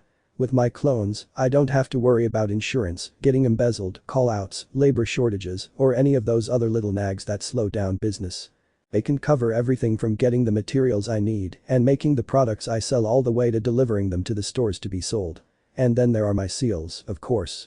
While she spoke, Kashina pulled out a blank sheet of paper and a bottle of ink from a drawer before laying it out across the desk. Dipping the tip of a claw into the ink, she quickly dragged it across the sheet in swift but deliberate motions, creating several intrinsic designs within a few moments. When she was done, the redeed placed the now empty inkwell onto the first design and tapped paper, causing the glass to disappear in a puff of smoke. She then tapped it again, making the bottle reappear in another puff. But these, I can have entire shipments fit in the palm of my hand. She taps another seal which starts sparking wildly, or I could use them to power up my factories. Another seal was activated that transformed the ink itself into a small puddle of pure water, and even clean dirty water. And all of that's just the tip of the iceberg. Okay, now I'm starting to see it. Vaggy's one regular eye kept getting wider and wider as it made more and more sense to the sinner how her girlfriend's vassal was able to make such profits. By sealing the shipments and carrying them by hand, her clones wouldn't need things like trucks, gas money, or storage spaces. Plus, she could avoid all sorts of fees and taxes that everyone else had to for moving things between rings. She could generate her own power, thus no electric bills, and with the cleaning seal, she could pump water right from the source instead of through the overpriced plumbing companies. In layman's terms, Kashina had successfully sliced out most of the usual expenses that would have dragged out her earnings. All while having a totally loyal workforce that was guaranteed to never be short-staffed as long as the foxy businesswoman herself was around. And that's not even accounting for my recent land purchases in Kashina began to say, only to be abruptly cut off by the loud ringing from the redeed's hellphone. Raising a brow, she pulled the device out and glanced at the screen before immediately sighing upon seeing the caller ID. "Aw, this baka again. What's wrong? Got another stalker or something?" Veggie asked jokingly, making Kashina roll her eyes before answering the phone. "What do you want this time, asshole?" I wouldn't take that tone with me." You brought a male voice spoke on the other side, oozing with confidence and mirth, yet with an edge of deadly seriousness. "After all, we've got business to settle. As I've told you 100 times already, I would sooner jump in a lake of molten lead than ever do any kind of business with the likes of you." Kashina started with a deadpanning across her face when the demon on the other end of the call just laughed mockingly. "Well, you should have thought of that before coming down onto my turf without paying the proper tributes. You owe me a lot of overdue protection money, lady. Which I am never going to pay you, or have the piles of dead goons I've sent back to your doorstep not gotten that message through your thick skull?" The Hellfox asked rhetorically, earning yet another laugh from the caller. "Oh, you say that now, doll, but I've got a little bit of leverage over here that. Let me guess, you've just kidnapped my head distributor in greed, have them all snugly tied up right beside you, and are planning to barter their life in return for the aforementioned protection money." Kashina abruptly cut the man off while twirling a lock of her hair around a finger. Yes, but how the hell did you?" "Because that was exactly what I was hoping you'd do, you predictable dumbus," she cut in yet again, her prior annoyance suddenly melting away as she curled into a smirk. "Goodbye, Nala's name. I will enjoy the peace and quiet that you being gone will bring me. Katsu." Adwa there was an abrupt loud boom followed by a continuous long tone, signifying that the call had been dropped until Kashina hit the hang up button. "Do I even want to know what that was about?" Veggie asked with a raised brow, making Kashina shrug as a giggle slipped past her muzzle. "Just a little annoyance that needed to be taken care of," she stated before standing up, creating yet another clone that took her place as she stretched. "But I think that's enough business talk. We should probably go check on the little ones before they flood the bathroom again or something. As long as Charlie hasn't joined in yet, we should be fine." Almost as if on cue, there was a distant sound of crashing, splashing, and laughter echoing out through the mansion. I just had to open my mouth despite her words, a smile across Vaggy's as she followed Kashina's lead.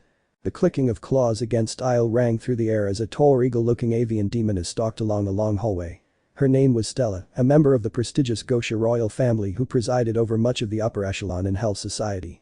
She stood at around 10 feet with white-gray tipped feathers, many of which formed a crest that hung off her head in a manner akin to long hair, long black curled eyelashes, a small pink beak, and glowing red eyes with no sclera and white pupils. Her attire was fitting for nobility, with a classic puffy-sleeved white and black dress, fingerless gray lace gloves that stretched almost all the way to her shoulders, and a small golden crown perched atop her head. And then there was the way she held herself, head up high while projecting an air of authority, grace, and superiority. All in all, everything about her just oozed strong "I'm better than you, and I know it" vibes, or at least almost everything. A deep frown marred Stella's while her brow furrowed in deep thought, contrasting the confident aura she tried to portray around herself. "I can't believe that mother has me going to barter with some measly overlord," the avian demoness thought with a scoff, wringing her wrists in annoyance as she stalked down the hall, ignoring a pair of succubi that politely greeted her as she passed them. "And telling me that I must be utmost respectful to her. I do not care if this plebeian is the princess's precious pet, I should not have to lower myself to speaking to such a wretch like she was my equal. And why doesn't this Satan-damned place have a bloody elevator?" The building had 117 floors, and she had to go through every last one because some genius had not only neglected to add an elevator, but also designed it so that the stairs leading up were always on the opposite side of the floor to where the stairs leading down were. And she had to go over almost half of them twice because she tried to skip to the top via the portal earlier, only to somehow end up right back at the first floor instead. So now not only was she annoyed, but her were absolutely killing her. Despite her mental grousing, Stella did her best to keep a straight face when she finally reached the end and found herself standing before a set of decorative mahogany double doors that were inscribed with the iconic spiral of Whirlpool Company. The left one had a golden plaque embedded into it which read CEO. Uzumaki Kushina in bold and please knock before entering in smaller text below. Raising her hand, she bared her talons as the temptation to simply rip the door down surged through her. However, after taking a deep breath, Stella's fingers curled into a fist before she gently rapped her knuckles against the wood. It's open. HMPH, don't even bother having someone answer the door, typical. Clicking her tongue in distaste, the geisha grabbed the doorknob and opened it for herself. Upon stepping inside, she was briefly caught off guard when she was greeted to the side of an eloquent office that followed a mix of modern and traditional Japanese themes. The walls were classic shoji paper design, there was a zen garden filled with black sand that took up most of one corner of the room, and a large fish tank filled with various exotic fish took up another. And then at the center of it all was the woman of the hour Kushina Uzumaki, still dressed in her formal tux and seated behind a large cedar desk. She was right in the middle of finishing up a large stack of paperwork when she looked up to see the new arrival. "Ah, hello Stella, you're right on time. That is Lady Stella to you." The royal demoness stated coldly before scowling when the hellfox simply smiled at her while steepling her fingers together. "So Stella, I've been told that your family wishes to renegotiate some prior business transactions we've had." Her scowl only deepened when Kushina blatantly ignored her correction, continuing to speak to her in an insultingly casual manner, as if they were equals. Fortunately, before her temper could boil over though, she was snapped out of her anger by a sudden puff of smoke by her side. Jumping in surprise, she instinctively flared her feathers and bared her talons once more only to quickly calm down when the smog cleared up to reveal a luxurious leather-backed chair that was just her size. "Please, take a seat. We have much to discuss." HMPH, naturally Stella was more than a bit dubious about the offered chair, considering how it had appeared, and eyed it critically for several moments for any signs of trouble. When she didn't see anything suspicious though, the white-feathered avian reluctantly sat down, if only because she really didn't want to be standing anymore. She only just managed to bite down a relieved sigh upon sinking into the soft padding, both from finally being off her aching feet and because it was a really nice chair. At least she has good taste in furniture. "Now then, I believe you're here to renegotiate for the land holdings I purchased 6 months ago, right Stella?" Kushina asked once Stella had gotten all settled in. "That would be correct," the bird woman bit down a scathing remark as she reached into a hidden pocket inside her dress and fished out a thick folder that she tossed onto Redeed's desk. Dozens of papers spilled out which Kushina curiously perused through, finding copies of property deeds, sales records, and other such paperwork, all signed by her. Her attention was quickly stolen away though when Stella placed another paper down, an unsigned contract which bore a wax seal of Stella's family next to the signature line. "My family wishes to offer you a new deal. We are requesting the right to use and occupy the lands you purchased in the Ring of Wrath for business and in return grant you a 3% royalty on all proceeds made." "Wow, just wow." Kushina muttered, holding a hand up to her snout in a failed attempt to hold in the snickers that slipped free. The frown on Stella's beak deepened as she clenched her fists when the Redeed kept laughing, even when she started to read the offered contract. "What's so funny?" "Oh nothing, it's just that you seriously couldn't have made that sound more scripted if you tried. I mean seriously you might as well been holding the papers you no doubt rehearsed that little spiel from still." Kushina's smirk only grew as she peeked over the document to see that her guest was quite literally turning red from barely suppressed rage. Her eyes were glowing so bright that most would have no doubt gone blind from a single glance while her claws sank into the armrests. "Let me guess, you couldn't think of a sales pitch for yourself, so you needed mommy and daddy to write one up for you? How dare you?" That was the last straw. Stella's appearance morphed into one far more monstrous, with jagged fangs erupting from her mouth, her arms becoming more wing-like with large sharp feathers, and a demonic blood-red aura as she surged from her seat. She slammed her hands down on top of the desk with such force that the whole room shook, though the desk itself remained surprisingly intact, before she got right up in a still smiling Kushina's face. "I will not be mocked by some pathetic damned soul. I will show you the place you are insufferable." "Is that so? And here I thought your mother had specifically told you to be as nice as possible to me, so I'd fall for your scam to steal all the land back." "Silence, you vile disrespectful," Stella started to scream, spittle flying in Kashina's face with each word, only to abruptly freeze when the demonic Vulpine's words registered in her mind. Like a switch was flipped, the avian reverted back to her normal appearance as her anger faded away into shock. "Oh yes, I know exactly why you're here. Your mother pulled you aside yesterday and spun some tale about how I had scorned your family's honor. That she wished to teach me a lesson about daring to ridicule them, but needed your, and I quote, impeccable skill for negotiation to pull it off." As she spoke, Kashina placed a finger on the tip of Stella's beak and gently pushed the shocked demoness back down into her seat. "Specifically, you were sent to get me to agree to this deal, while the rest of your family got signatures from the residents living on the land, which would allow you to exploit an old legal loophole that'd default the land I purchased back to their original owners, leaving me with nothing." Every word that left the deeds caused Stella's eyes to widen further and further. "How do you?" "Of course, what they didn't tell you was that the whole thing is a complete load of horseshit and they just needed to keep you distracted so you wouldn't notice them pulling off their real plan," Kashina said, smirking at the completely lost look that appeared on her guest's face. "What are you talking about? What real plan?" the royal demoness demanded once she managed to regain her composure, her eyes narrowing as she glared at the hellfox suspiciously. Normally she would have just dismissed whatever a lowly sinner had to say, as if they had anything worth saying. But the conversation with her mother she spoke of, there should have been no way that she knew so much about it, not when it had happened in the privacy of her home. And yet she did. Their plan to get themselves out of the enormous amount of debt they're currently sunk in, of course. "Debt?" Stella parroted. "What nonsense are you blathering about? My family is one of the wealthiest in all of hell, there is absolutely no way we could be in debt." "Is that so?" A golden chain emerged from Kashina's bag and zipped across the room to a filing cabinet before just as swiftly retracting with an enormous stack of paperwork. It then proceeded to drop all of them right in front of Stella, who actually had to crane her neck a little just to see the top. "That's odd because these would beg to differ." As the chain retracted, it dislodged a single sheet of paper which fell onto the avian demoness's lap. Picking it up, she idly read it over curiously only for her jaw to drop straight to the floor almost the instant she got through the first sentence. Said paper was a bank statement, but not just any bank statement. It was one for her own personal bank account, as evident by her name, address, and other such information emblazoned across the top, along with a long list of purchases she had made in the last month. The fact this woman had a copy of this was alarming enough considering that only her brother, and her parents should have any form of access to this information. However, that paled in comparison to her shock at seeing the long list of blood-red numbers after every purchase, all the way down to her final balance. "This isn't possible, it can't be." According to the page, she was not only broke, but well over 1 million souls in the hole since last week. "That doesn't make sense. I haven't been spending any more than usual, and Andrealphus always makes sure to keep me set. So, where's all my money?" Tossing the paper aside, Stella grabbed several more from the stack to find more statements, along with overdue bills, unpaid invoices, and even foreclosure notices.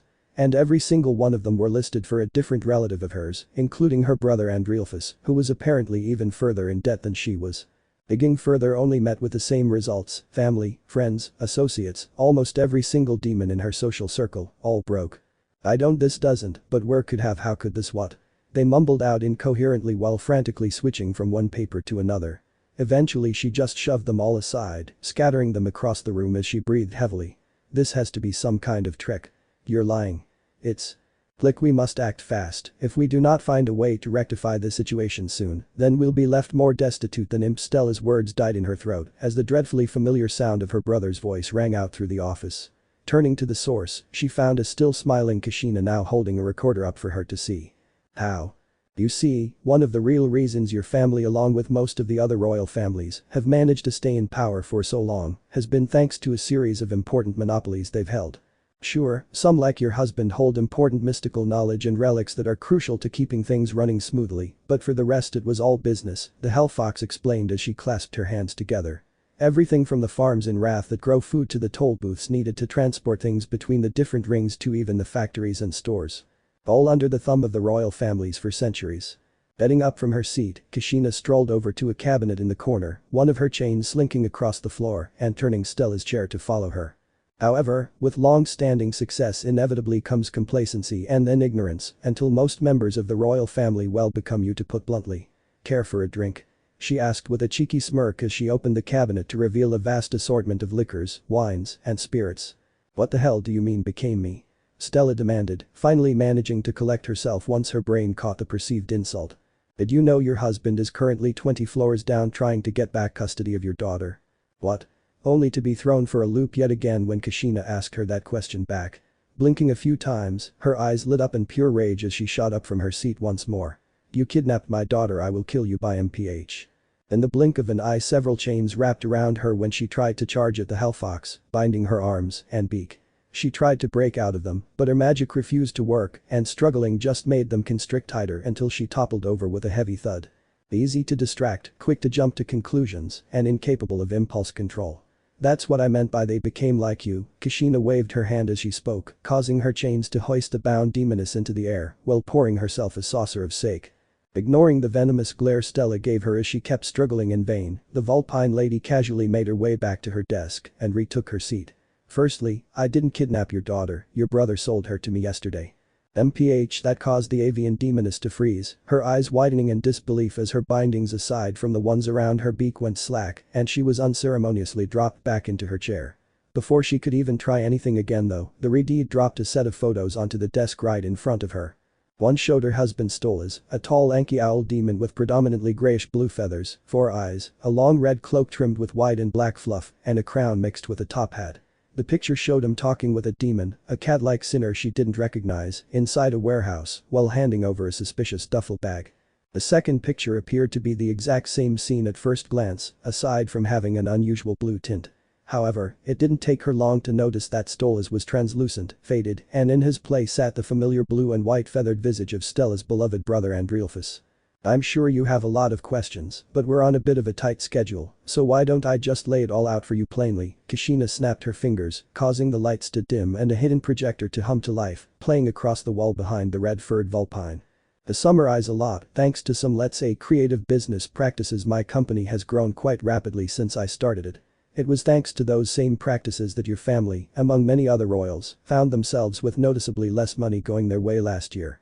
As she was talking, various images were displayed on the projection, mostly various shots of Whirlpool Company products and many demons using them. However, a few did include things like income reports and a few shots of different Gosha and other demonic royalty. It wasn't too much at the time, just enough to raise a few concerns and suspicions, though most of them just assumed another of the 72 houses was screwing them. So, they dismissed it as unimportant, made a few adjustments to balance things out, and carried on until things fixed themselves. And that's likely how it would have been, since even my little tricks couldn't get around the sheer monopoly you guys had. They owned practically the entire Wrath Ring after all, so no matter what I always had to go through you guys in some way to keep things going. But, the projection changed, this time to show a series of different upper-class demons, all of them signing a contract offered by a succubus in a Whirlpool Company uniform. It would seem that with great wealth comes great impatience, as many of your fancy-pantsy noble friends just couldn't stand to wait a bit for things to get sorted. So, 6 months ago, they had the genius idea to sell off what they saw as worthless land for a quick infusion of cash. Unfortunately for them, but most fortunate for me, this supposed worthless land happened to be in, you guessed it, Wrath. It was child's play from there to nip out the last few pesky Klingons your little group had left, completely cutting them out of the equation. The projector showed more uniformed succubus, this time taking to farmers whose land now bore the iconic spiral logo. Sitting in toll booths and other such things. It then turned off as the lights brightened and Kushina leaned forward with a smirk on her muzzle. With their precious monopoly broken, over half the royal families suddenly found their income dried up practically overnight. Naturally they assumed it was a mistake, kept spending, and expected things to sort out, but it didn't. And that all leads up to now. With a flick of her wrist the chain around Stella's beak unbound, allowing her to speak again. However, for once they had nothing to say, no scathing remarks, no rebuttal, she just sat there silently absorbing what the former Kunoichi was telling her. Your family was one of the best hit by all of this, and as it stands are about a week from being forced to declare total bankruptcy. Of course, as you can imagine, they'd rather die than have to publicly admit they're broke, and due to a lower class demon no less, so they concocted a little scheme of their own to get back on the top. There was a brief puff of smoke which quickly faded to reveal a whiteboard with a diagram and your family's ed-up idea scrawled across the top. Raising a pointer that was definitely not in her hand a second ago, Kushina gestured to a picture of a young 4 or 5-year-old owl demon girl. Step 1, wait till you're watching your daughter Octavia, then distract you with a fake job so they can kidnap and sell her for a quick infusion of cash unnoticed. She moved to a picture of an owl demon that looked like a far more menacing version of Stolas, which had the word divorce written beside it. Step 2, they send Stolas on a wild goose chase to find Octavia, then frame him for selling her, so his father Payman agrees to a quick divorce and hefty settlement since they are still loaded. Speaking of which. The door opened as an imp rushed into the room, setting a new document on Kashina's desk before bowing and rushing out. Ah, right on time, congratulations Miss Gosha, you're officially single again as of 5 minutes ago, Kashina said while slapping the document, an official divorce certification, onto the space she'd just been pointing at. She then moved down to the second to last set, which showed her father talking to a grotesquely large demon who looked like some strange mix of fly and man. Finally we reach step 3, which your parents are no doubt trying to get done as we speak, marrying you off to a rather wealthy demon down in Gluttony for a hefty price. You may have heard of him, his name is Beltran Chilean, otherwise known as the Bride Eater. The windows of the office and the sake saucer in Kashina's hand shattered from the sheer force of Stella's horrified scream. All of the demoness's feathers puffed out at once, making her look nearly twice as large as she really was, while her pupils narrowed to narrow dots that were nearly impossible to see. Grabbing the sides of her head, her whole body started shaking as she began to hyperventilate, not that Kashina could blame her. Beltran was one of the most infamous members of the royal households due to his rather unusual taste in meals. Specifically, his hobby of buying extremely beautiful women to get married to and then eating them during the wedding. Just last month he'd married an extremely gorgeous succubus whom he had served as a stew after the ceremony. They're marrying me to the Bride Eater, why would they do that? He'll eat me ow. That's what they're hoping for genius, Kashina started with a shake of her head, digging a finger in her ear to stop the ringing, while she had a chain bonk Stella's head. Thankfully the jolt seemed to knock some sense into her, at least enough that she stopped screaming so the redeed could continue. Beltran was willing to pay top dollar for a royal bride to enjoy, and with you gone all the money from the divorce settlement would go to your immediate family instead. Add in that your own debt would die with you then for all intents and purposes sweetie, you are simply more valuable dead than alive. But that's preposterous. I have what of my brother? Andrealphus would never let me become some disgusting glutton's lunch. The demonic bird woman stated after taking a few deep breaths, trying to regain some of her composure.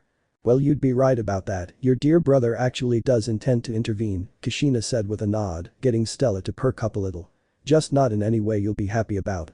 And right back to dread. Do I even want to know what that's supposed to mean? Probably not, but I'll tell you anyway, the redeed stated while using a pointer to gesture to the last slot on the whiteboard, labeled secret last step, the swap. On it was a set of 3 photos, one of Stella, one of another avian demon who looked a bit like her, but with predominantly green feathers and white undertone, and the last was a fancy bedroom surrounded by etheric golden bars, full of toys and Stella chained to a bed. Before she could wrap her head around that last part, Kashina tapped the second one to get her attention before she continued. Recognize her? She's my cousin Talib, she died in some stupid accident a decade ago. What about her? Because she's not dead, not yet at least. Doesn't she just look delighted about it? Kashina asked, her voice dripping with sarcasm as she peeled the third picture off the board and held it out for Stella to take. Accepting it with trembling hands, she still felt a mix of unnerved and confused at seeing herself caged up. The picture showed her laying on a fancy bed, bound to it by a blessed collar and chain around her neck, well dressed in expensive, and naturally very revealing, lingerie. And as noted before, there were a lot of different types of wool aids laying about, from classic dildos to a studded wooden horse. However, once she took a closer look it didn't take long for Stella to notice some things that were off about the Stella in the photo. Notably, her beak was far less pronounced and missing the pink coloration, some of her feathers had an incredibly faint greenish tint in various spots, and her crest flared sideways rather than downwards. The most distinctive difference though were the eyes, where instead of her normal round white pupils, there were emerald irises with slit pupils that stared at her completely broken and lifeless. Quite the uncanny likeness, huh? Seems your brother has quite the knack for abduction as he Andrealphus kidnapped and faked poor Talip's death so he could keep her in his personal playroom not long after your official wedding to Stolas. My guess is he figured since he couldn't have the real you all to himself, he'd just have to settle for a look-alike. But then recent events came along and Andy saw an opportunity. It wasn't clear if Stella heard anything Kashina was saying as she just kept staring at the photograph with an ever-growing look of horrified realization. Fun fact, he was the one who pitched this whole plan to your parents when the money ran dry in the first place, convincing them that you were just dragging them down with your reckless spending, while neglecting to mention that he made sure you never knew that money was tight. And no he wouldn't. When it came time for your quote wedding day, he plans to swoop in at the last minute and switch you with Talip around under the guise of a rescue, the redeed continued as her whiteboard and pointer disappeared. Of course you trust him, you always have after all, so by the time you realized something was up, that would really be you in that picture. The family gets out of debt and your beloved brother gets to have you all to himself like he's always wanted. Everyone wins, well except for you of course, you'd get to spend the rest of your life dealing with this. But the snap of her fingers the projector came back to life, this time playing an actual video clip of. What's your name? Stella Ack. That's right, now take it. Take it like a good little sister. Okay. Okay. Turn it off. Stella pleaded, prompting Cushion to snap her fingers again, cutting the feed. Why are you telling me all of this? Because, now that you know all of that, ripping the contract the avian demoness had given her to shreds, the Hellfox burned the remaining bits and dropped their ashes into the trash. She then proceeded to pull out an entirely new contract from a drawer and laid it out before her guest. We can get to some real business. I'm listening. Meanwhile, whilst Stella began to negotiate with Kashina for real, 20 floors down Stolas and another Kashina could be found making their way down a hallway. The owl-like demon was noticeably on edge, constantly fidgeting with his hands and his feathers kept fluttering under a non-existent breeze. He also looked a complete mess with his clothes all disheveled like he'd just slapped them on without a care. I'm really sorry that I didn't tell you what was happening sooner Stolas, the Redeed beside him said as she gave him a supportive pat on the arm. I wanted to, but I couldn't risk it, if your in-laws overheard then they might have also found out that I had intercepted the real buyer and…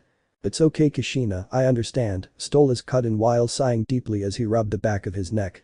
Besides, the fault is as much my own, I was well aware that my extended family was in dire straits financially. I should have foreseen that they'd try something like this to get back on top again, I just never imagined they'd actually stoop so low. All that matters to me right now is that Octavia is okay. She is okay, right? A little bit groggy from whatever your brother-in-law used to sedate her, but otherwise fine last I checked, Kashina stated, getting Stolas to sign once more, this time in relief. I told her that she fell asleep when you were bringing her over for another playdate with Naruto and Luna. Thank you. The prince nodded his head in appreciation at that, he didn't even want to imagine how traumatizing the situation could have been for his daughter. Better to let her remain blissfully ignorant of the danger she'd been in, at least until she was old enough to understand. No problem, anything to help out a friend and business partner, the demonic fox said while she patted his arm again before folding hers behind her back with a sly smirk. Speaking of which, we no longer need to keep our dealings under the table anymore, do we? Now that got Stolas to perk up a little as a tiny vindictive grin appeared on his for a few seconds. I do believe you are correct, Kashina. That's right, he and Kashina had been doing business together for quite some time now, roughly 5 months to be exact. It had all started shortly after the Kunoichi-turned-businesswoman had gone around buying up land in wrath. Unlike his fellow royalty, who focused mostly on blaming each other for the sudden loss in profits they suffered from, he had actually bothered looking outside their usual social circles for a cause. Thanks to that he was able to find that those who were getting hit the est were those that recently sold land. What was more impressive was that, despite her using various third parties, disguised clones to buy said land, Stolas had somehow managed to track them all back to Kashina. However, rather than report his findings to the rest of his family, the Gosha prince had opted to confront her himself. But much to the Redeed's pleasant surprise, he did not try to coerce or convince her into giving the land back. Instead, he'd pitched a deal, offering his knowledge and services in the vast arts of demonic mysticism in return for a set percentage of Whirlpool Company's income. His reasoning? He'd seen how fast the numbers were dropping in the Gosha bank accounts and knew there was only so much time until his own finances were at risk. But he also knew that it was unlikely that anybody in his family would take him seriously if he said that a sinner was responsible for their misfortune until it was too late. He couldn't risk that, not with a daughter to care for and way too many potential enemies just waiting for a moment of weakness to get him. So, he did what none of them were able to do. He sucked up his pride and did what he needed to do, even if it meant sucking up to a lower class. Fortunately for him, Kashina was not only willing to listen but respected his choices which made things much easier. In the end she agreed to the deal on 2 added conditions, the first being that he bring Octavia over on occasion to have playdates with her own children, which he easily agreed to. The second, and more serious, requirement was that he'd keep their deal under wraps until the time came and then legally disavow himself from the Gosha. Admittedly, that wasn't a particularly good choice for him either considering he was already considered a social outcast amongst his peers, even his own father. And recent events had only served to destroy any hesitations he might have had left about serving those ties. How long will it take to make it official? He asked, causing Kashina's smirk to grow even bigger. I can have workers over within the hour, give me 2-3 days tops to get all the new bells and whistles set up. Good, then Stolas started to say, only to cut himself off when a loud squeal echoed through the hallway. Octavia. Without hesitation the owl demon bolted towards the source, zooming down the rest of the corridor in the blink of an eye, where a large set of heavy-duty double doors stood in his path. They didn't stay standing for long though, as a single snap of Stella's finger instantly reduced them to worthless piles of splinters as he rushed by. Only to stop cold when he found himself in a large colorfully painted indoor playground filled with toys, a ball pit, 3-story climbing playset with dozens of plastic tunnels, and other such things. Haha. Looks like I caught the birdie. Haha. Stop it. That tickles. Haha. However, his attention was solely focused on his little girl, who was giggling like crazy as she was held up by a female fox-like demon who wasn't Kushina. Like the Redeed, she had digitigrade, large fluffy ears, and snout, however her fur was predominantly yellow with pink stripes and black around her arms and in a drip-like pattern. She also appeared to be part B, with 2 sets of arms, a pair of antennae atop her ears, and small bug wings on her back. However, that was nothing compared to her hair, tail, and stomach, all 3 of which appeared to be made out of some kind of honey that floated in the air, while constantly changing colors alongside a bang of colorful flames between her ears. She had a big grin on her face as she mercilessly tickled the little owlet in her grasp, laughing as she made her squeal uncontrollably. Oh well, look who's finally here. Her cheerful mood didn't falter for even a second after noticing the new arrival, though she did stop her assault. Once she could stop laughing and caught her breath, Octavia followed the foxy demon's gaze curiously before smiling brightly upon seeing her father standing by the doorway. Daddy. That cry snapped Stolas out of his stupor, and he wasted no time hurrying over to his little girl when the other demon set her down. The little owl demon's feet barely had touched the floor before she was scooped up into the prince's arms. "Oh, my sweet owlet, you have no idea how happy I am to see you right now," he mumbled as he hugged her tightly with tears welling up in his eyes. However, he quickly wiped them away before she could see them and looked her over in concern. "How are you doing? Are you alright?" It's been super fun." Octavia nodded rapidly with a big smile on her while waving her arms around excitedly. Ms. Uzumaki was really nice like always, and Naru was super fun, and Luna kept saying I smell fun. I was feeling really sleepy at first, then Ms. B showed up and gave me this yummy drink, and now we're playing hide and seek. Ah, I see. Well, he should have been concerned about the obvious sugar high his daughter was in. Stolas was simply too happy to be holding his daughter again to care. So, he just let her ramble on, not minding when she accidentally whacked his face with an arm as she tried to mime out everything she'd been doing. Nor did he pay any mind as the now named B walked past him and towards the destroyed doorway where Kushina could be found talking to Luna. The young hellhound had an uncharacteristic smile as she whispered something while pointing to the multi-armed fox, causing her adoptive mother to burst into giggles. "You wouldn't happen to be willing to fill me in on what's so funny now, would you?" "Oh, nothing much, Luna was just telling me that you were playing hide and seek. Apparently my little maelstrom is the only one you haven't found yet, Beals." The Redeed said between snickers while Luna tried and failed to hold back a fit of giggles. "Yeah, well that tyke has always been a tricky one, something he got from you no doubt," B retorted, shooting Kushina a faux accusatory glare at that last part, which made her fellow fox hold her hands up in equally mock surrender. "But make no mistake, I'm not one of the 7 sins for nothing. I'll be on his tail in no time." The bee-like fox trailed off at the end as her brow rose when Kushina and Luna started laughing even for some reason. In fact, the latter actually fell over and literally started rolling on the floor whilst the former leaned against the broken door frame. "Okay, seriously, what's so funny? Forget his tail. You should check yours." Luna barely managed to get out between fits of giggles, making Bee's eyebrow rise even higher. "Check my tail? The hell is that supposed to?" Yet again the blonde pinkette trailed off, this time as she looked over her shoulder curiously, only to blink in surprise when she noticed a little tube peeking out of her tail. Following it down with her eyes, she quickly discovered that said tube was actually a snorkel that was currently being used by a certain whisker-faced blonde child who was floating inside her honey-like appendage wearing goggles. There was a moment of silence, aside from the mother and daughter's still raucous laughing, as Bee and Naruto just stared at each other for a few moments. Eventually the little blonde waved his hand with what seemed like a sheepish smile. It was to tell with the snorkel in his mouth. Ha. It started out small, a light snicker here, a few giggles there, but it didn't take long until the dam burst and Bee laughed her off. She cupped her gut with her lower arms as she doubled over a bit before willing her tail to curl around to her front so she could grab the boy inside with her free hands. The honey-like substance sloughed off of him amazingly easily, leaving him completely dry after she fished him out. "Aw man," spitting out the snorkel once he was completely exposed, Naruto pouted and lifted his goggles so he could glower at Luna. "Would you have to rat me out, sis? I was gonna win." Naturally he didn't get a response, considering the hellhound in question was still laughing herself silly, which only made him pout more while his cheeks puffed out cutely. Don't be a mad little party dude, I'd say you still won since I didn't find you by myself. His little pouting fest didn't last for long though, as he was soon broken from his thoughts by Bee ruffling his hair once she got her laughter under control. And you know what that means, right? We fly. The blonde cheered excitedly, eyes sparkling in joy as Bee gently tossed him up in the air, quickly spinning around so he landed on her back. He wrapped his arms around her neck while she hooked him with her lower arms, while her free hands conjured up a candy rope to help hold him in place. That's right. Now hold on tight, birthday boy, we're going for a ride. The honey-haired demoness declared, her wings fluttering blindingly fast with a soft buzzing before she shot into the air. Squeals of joy rang out as the duo zoomed around the room at blindingly fast speed, turning into naught but a speeding multicolored blur. Did I hear right? It's your son's birthday.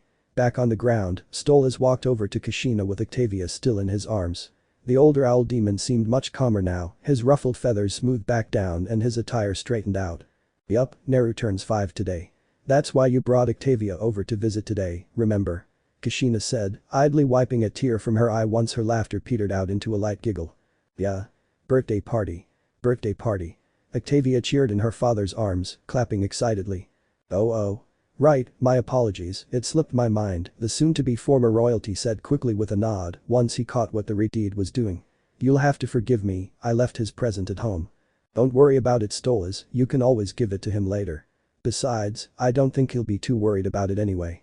Kushina waved off his apology as she smiled, her eyes pointedly drifting upwards to see Bee and Naruto now cosily drifting by. The bee-like demon was laying in the air back down like she was floating in a pool, while Naruto sat on her glowing belly snacking on the candy rope. Her gaze then dropped down when a light growling reached her ears to find that Luna had stopped laughing, her amusement replaced with annoyance. It was subtle, to most it'd look like she was just watching, but Kushina could see how the young hellhound's claws dug into the floor ever so lightly, and the light tugged on her. All in all, there was only one conclusion to be made in the mother's mind. Oh, I think somebody's jealous. If you say so, though still, after all you've done for us, I could have at least remembered a gift, Stolas said, muttering the last part more to himself than Kushina as he hugged his daughter just a little bit closer. Noticing the confused look she was starting to give him though, the older owl demon cleared his throat. So is it safe to assume you've got more planned for today than just having the sin of gluttony pop in for a bit of hide and seek? Yes it is, we just gotta wait for a couple more people to show up first. The hellfox said while gently scratching her hellhound daughter's scalp to calm her down. Almost as if summoned, there was a series of loud rapid steps before Charlie rushed in through the destroyed doorway with a comically large present in her arms. Sorry it didn't mean how long. The Princess of Hell wheezed out between gasps for breath, setting the gift down so she could lean on it for support as she caught her breath. She conjured up a hanky to wipe the sweat that was all but pouring from her brow, while 2 small demons, her personal protectors Razzle and Dazzle, fluttered around her with little hand fans to cool her off. This place has too many stairs. Why didn't you just take the elevator then? Kushina asked with a raised brow, jabbing her thumb at a seemingly plain uninteresting wall as she spoke. However, not even a second later the plain wall started to ripple like water, then fade away to reveal intrinsically designed elevator doors that slide open to reveal a bemused Vaggie, wearing a cheesy party hat and carrying a water bottle, and Lilith, who like her daughter, was burdened by a very large present. Oh right, I forgot about the elevator, Charlie muttered sheepishly, awkwardly waving to her girlfriend as they joined her, graciously accepting the water she offered her. Maybe I shouldn't have run ahead like that, huh? You wouldn't be you if you didn't, hon. Was all Vaggie said as she patted the blonde's shoulder supportively. I figured you were just trying to get your daily steps in, Lilith stated jokingly while stacking her gift atop her daughter's, causing the younger blonde's red cheeks to glow a little in embarrassment. Fortunately, that was the only teasing she had to deal with as everyone's attention was drawn back to the wall as the elevator appeared again. This time though it was Stella and another Kushina to walk out, with the former looking an unusual mix of disgruntled and angry yet resigned and accepting. The white-feathered demon had also changed attire, her large puffy royal gown replaced with a more casual yet still quite exotic-looking black and white dress, which bore a small red spiral above the heart. There was a flare of tension when Stola's and Stella's eyes met, the prince's gaze as he moved Octavia behind him protectively, while his now ex-wife flinched and stared at the floor. He didn't blame her for what her family planned, she was just as much a victim of their schemes as Octavia was after all. But that didn't mean he wasn't steamed, that she didn't even notice their daughter had gone missing for over a day when she was supposed to be watching her. And that's my K. The Kashina with Charlie, Lilith, Luna, Stolas, Octavia and Vaggie said before she disappeared into a puff of smoke, revealing herself to be a clone. Meanwhile, the newly arrived Kashina giggled before bringing her fingers to her and whistling loudly, causing B to stop in midair. "Ah, looks like it's time for the party, little dude," the fox-like demon said, cupping all four arms around Naruto as she dropped to the floor. At the same time, the rest of the group made their way over, Charlie and Lilith working together to move their gifts with some help from Razzle and Dazzle. "Took you long enough, I was starting to think all those preparations were for nothing." "Lady Beelzebub," Stella muttered in surprise upon seeing the sin of gluttony herself and playing babysitter at that. "Oh, how you wound me, B, after all the parties we've had together, you'd really think I'd leave you hanging like that?" Kashina asked in a mock-hurt voice, dramatically grasping her chest as if she'd been struck. "Well, there was that one time last year when..." "Hey. That one was your fault for spiking the wrong punch." Touché. The bee fox conceded with a shrug before blinking when she noticed her arms were empty. Stella flinched when her vision was filled with Naruto's upside-down face. The blonde had somehow gotten on her shoulders without her noticing, his hands resting on her head as he peeked over at her curiously. "You're so cool. What's your name? Are you friends with Via-chan? Can you fly? Do all birdie people get so tall? Can I pet you? I'll wear that, huh?" The words seemed to get stuck in the regal demoness's mouth, her brain struggling to keep up with the hyper boy. "Alright sweetie, that's enough of that." Thankfully Kashina came to her rescue, grabbing Naruto round the waist and prying him off Stella. "Aw, would I want to talk with the pretty bird lady more." He pouted as he was pulled away, making his mother snicker as she glanced at the still baffled dot. "You can talk to the pretty bird later, sweetheart," the Redeed said, a distinct teasing tone in her voice that passed over her son's head while ruffling his hair with her tail. He was still pouting even as she set him down beside his sister, who immediately helped him climb onto her back while still glowering at a certain honey-haired sin. As B said, "We had a party to get to. Everyone ready?" "Yes. Now stop stalling," Vaggie stated dryly while everyone else nodded, or in Octavia, Charlie, and B's cases cheered. Alright, kill my fun, why don't you?" Rolling her eyes in amusement, Kashina held up a hand as it was engulfed in an etheric white blue fire. Then, with a flick of her wrist, the Vulpine demon flung the flames into the air towards the center of the room where they rapidly expanded. The mystical fire started to spin, twisting around faster and faster, until it formed a fiery disc that shimmered strangely in the center. "Come on then," Kashina said, taking Luna's hand before they stepped through the newly created portal together. "Oh, I wonder where we're going," Charlie exclaimed before hopping through after them, gifts in tow, missing the knowing looks on Veggie and Lilith's face as they followed after the excited blonde. "Only one way to find." "Enough quips. Let's go already." B cut Stola's off as she grabbed him and Stella and dragged them through the flaming disc. Whoa. Charlie's eyes were literally sparkling upon coming out the other side of the portal to find herself on a gorgeous beach. The sand was perfectly smooth and stretched far in both directions, a calm ocean with gentle waves slowly splashing across the shore and a lush jungle forest full of life. There was also a lovely beach house nearby, which had the Uzumaki spiral proudly painted on a sign hanging above the front door. Meanwhile, around the house had been decorated with tiki torches, tables with snacks and drinks, lots of balloons, and a big banner reading "Happy 5th Birthday Naruto." What got her attention the most though was the sun that shone brightly in the sky, feeling so warm yet oddly gentle on the demoness's pale skin. "We're having the party on Earth. Awesome. Surprise," Veggie said while patting Charlie's shoulder, smiling at her girlfriend's genuine excitement. "Oh, this is great. I've been wanting to come up and wait," the bubbly blonde started to say as she hopped in place, only to suddenly freeze mid-sentence with her eyes widening in realization. Dropping her gift, which was thankfully caught by Razzle and Dazzle before it hit the sand, she whirled around to face her one-eyed girlfriend. "How are you on Earth? Sinners can't leave the pride ring, let alone hell." "Yeah, well you can thank Kashina for that." As she spoke Vaggie blushed a little and glanced at the rest of their group to make sure no one was looking. Fortunately, they were all preoccupied already. Kashina and Stola's gone over to the water's edge, where Naruto and Octavia were happily splashing in the shallow water. Luna had somehow gotten herself caught in B's arm as Sin, Lilith, and Stella chatted at the punch table. But the coast clear, the moth-like girl grabbed the hem of her shirt before slowly lifting it up just enough to reveal her lower belly. This also revealed a little black spiral surrounded by tiny kanji, too small to read, which was set just beneath her belly button. Or to put in layman's terms, Veggie had a tat. "Ooh, that's so cool." Vaggie's cheeks grew even redder as Charlie knelt to get a closer look, holding back a shiver when the princess poked at the seal. "I've got to get her to teach me how these work one of these days." "How about next week then?" "Eat gack." Both girls jumped in surprise when Kashina spoke right beside them, causing Charlie to accidentally tackle her girlfriend when she tried to stand up too fast. The hell fox had a big cat that ate the canary grin as she stood over the pair as they struggled to get untangled in the sand. Having fun already, you two? Oh, just a blast, I love having sand in my panties. Veggie grumbled sarcastically once she and Charlie managed to get untangled, dusting themselves off the best she could while clambering back to their feet. Well then, Kashina's grin widened, causing a sense of dread to wash over her. In that case, how about a wash? Wah! Veggie had no time to react before she was suddenly doused in seawater from behind. Spinning around, she found the culprits to be Naruto and Luna, both armed with big water guns and dressed in swimsuits. Gotcha anti-vagini. The whiskered boy declared with a grin, causing his sister to double over in laughter. Oh, why you little the demoness didn't know when the water gun was handed to her or who gave it to her. Nor did she particularly care anymore about her new tattoo being exposed as she ripped her drenched clothes off to reveal a black bikini underneath. All she cared about was shooting it at the laughing duo as she chased after them. Get back here. I told you brats not to call me that. Hey. Wait for me. Charlie called out after them, using her magic to quickly change into a red and white polka dot swimsuit.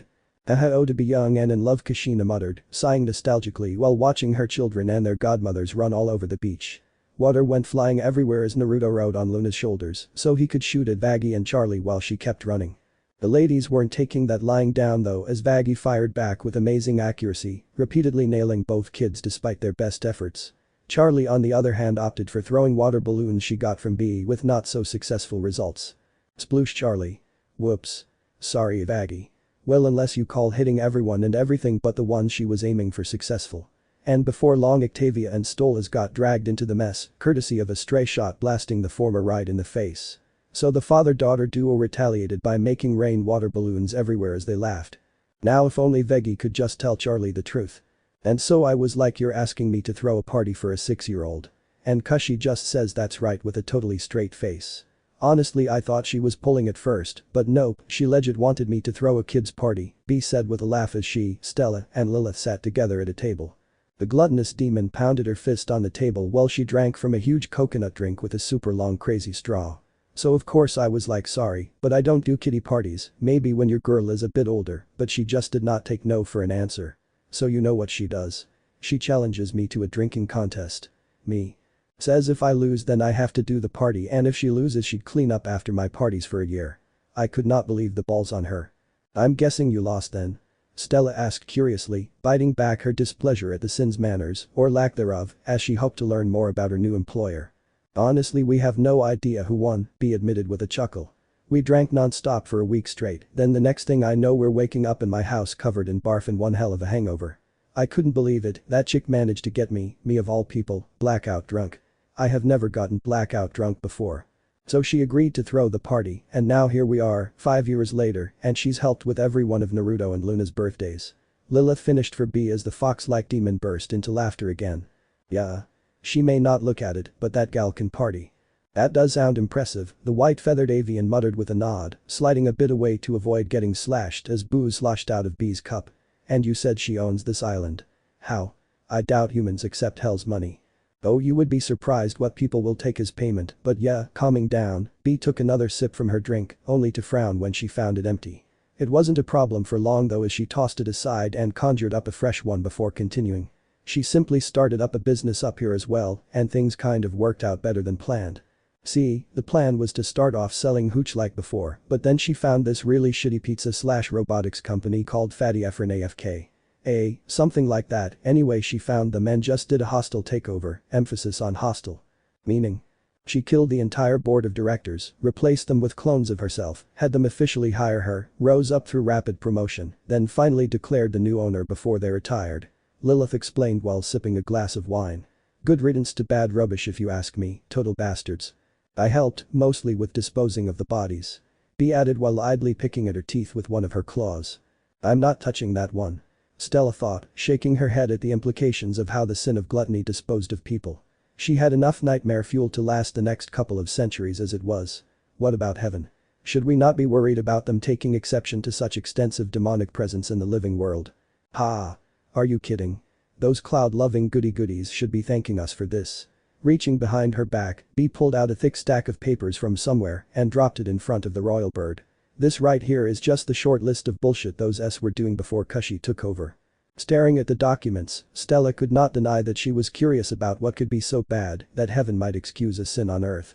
But another part of her was screaming at her that she really didn't want to know, especially considering how the last few piles of paperwork she'd gone through had gone.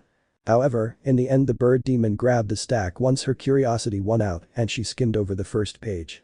Oh, she flipped to the next page. Oh my, her eyes widened as she went to another page. Her jaw dropped in disbelief, flipping through page after page until she finally reached the end. What the how did these guys get away with all this shit for so long? Bribes, intimidation, blackmail, the perks of being rich and well connected, all they had to do was throw enough money at the problems till they went away, Lilith stated, with Stella nodding in understanding. Anyway, after gutting out the old management and most of the staff, Kushina cleaned house, got rid of all that shit they were doing for good, fixed the messes, performed a few exorcisms for good measure. She'd only just started turning a real profit a few months ago. Yep, thanks to one of the few good things in that scrap heap left us to work with, B said with a snort, before grinning brightly when she noticed the door to the beach house swing open and someone stepping out. And speak of the devil, it's about time you stopped hiding in there. Get out here, girl. Following the sin's gaze, Lilith and Stella saw a tall anthropomorphic wolf lady with fluffy gray fur, long silver hair with a dyed green bang, matching tail, bright golden eyes, and distinctive black markings on her cheeks. Looking about her early 20s, she wore a punk rock-themed yet modest two-piece swimsuit that was mostly black with spiky red patches. She had studded punk bracelets on each wrist with matching collar and 2 earrings in each ear, a stud and hoop each with purple on one ear and black on the other. In her arms was a fancy silver tray with a matching lid that she took extra care not to jostle around as she closed the door behind her.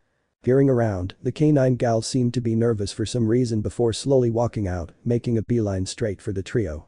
"I'm sorry ma'am," she mumbled while setting the tray down between them and nervously scratching her cheek. "I just couldn't decide what to wear. I didn't mean to." "None of that ma'am stuff, it's B. And stop worrying so much, you look fantastic, Roxy. Now come on, take a seat, have some fun. This is a party after all." B cut Roxy off, literally pulling her into a chair while shoving a drink and a wad of cotton candy into her hands.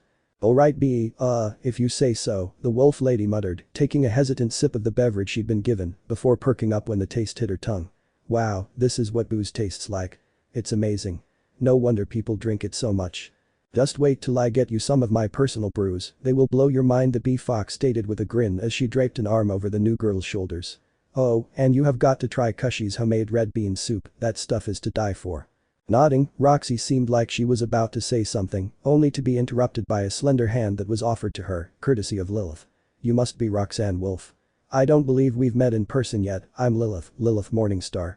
"That's right, though I prefer to go by Roxy," the punk canine said with a smile, accepting the handshake, before turning to Stella. "And you are?" "Stella, it's a pleasure." One could literally hear the bird struggling to keep herself polite as she shook Roxy's hand, a fake smile on her which unnerved Roxy. Pulling her arm back, she couldn't help but scooch away from the former royalty a bit, at least until she was yet again pulled into a hug by a certain sin. "Don't mind her, she's just getting used to not having this up her anymore," B said jokingly, playfully holding up an actual 10-foot pole that she jabbed against Stella's tail feathers, making the fall out of her seat with an indignant squawk. Waiting for her to climb back up, the honey-haired demoness ruffled the canine's hair before popping Stella on the head.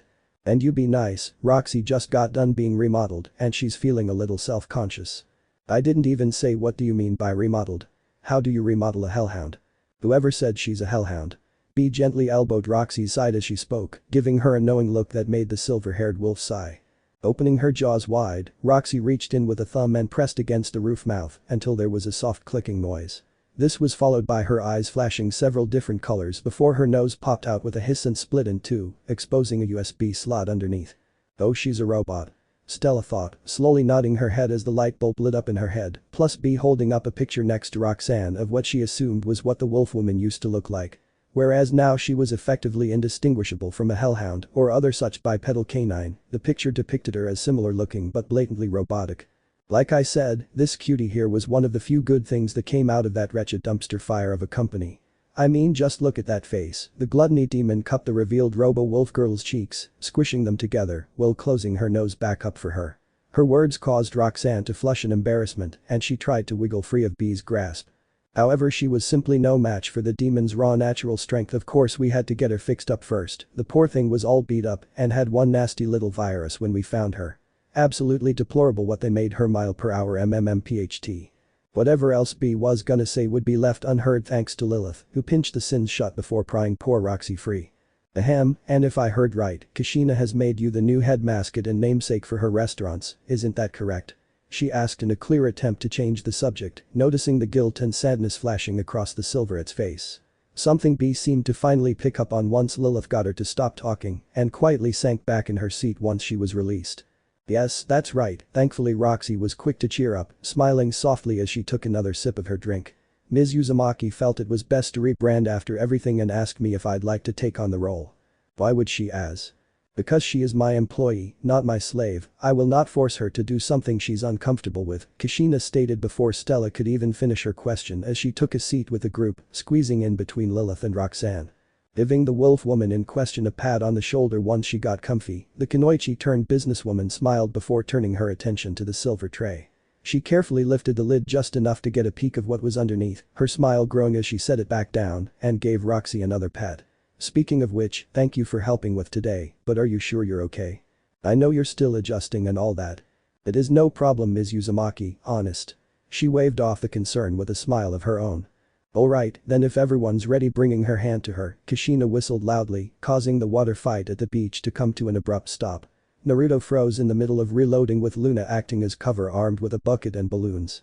Charlie fell flat on her face from trying to stop mid-run, while Vaggie just managed to save herself from a similar fate. The most amusing was Stolas who, due to freezing in place, ended up getting nailed right in the face by a torrent of water courtesy of his daughter. Come on everybody, it's time to cut the cake. Cake. And just like that everyone was moving again as the little ones and Charlie all dropped their weapons in favor of rushing to the table while the adults followed more sedately. It didn't take long for everyone to find their seats, aside from a slight hiccup where Octavia wanted to sit with her mother. Stolas was naturally reluctant for obvious reasons, but didn't say anything so as to not cause a scene, though he made sure to keep both of them in his line of sight at all times.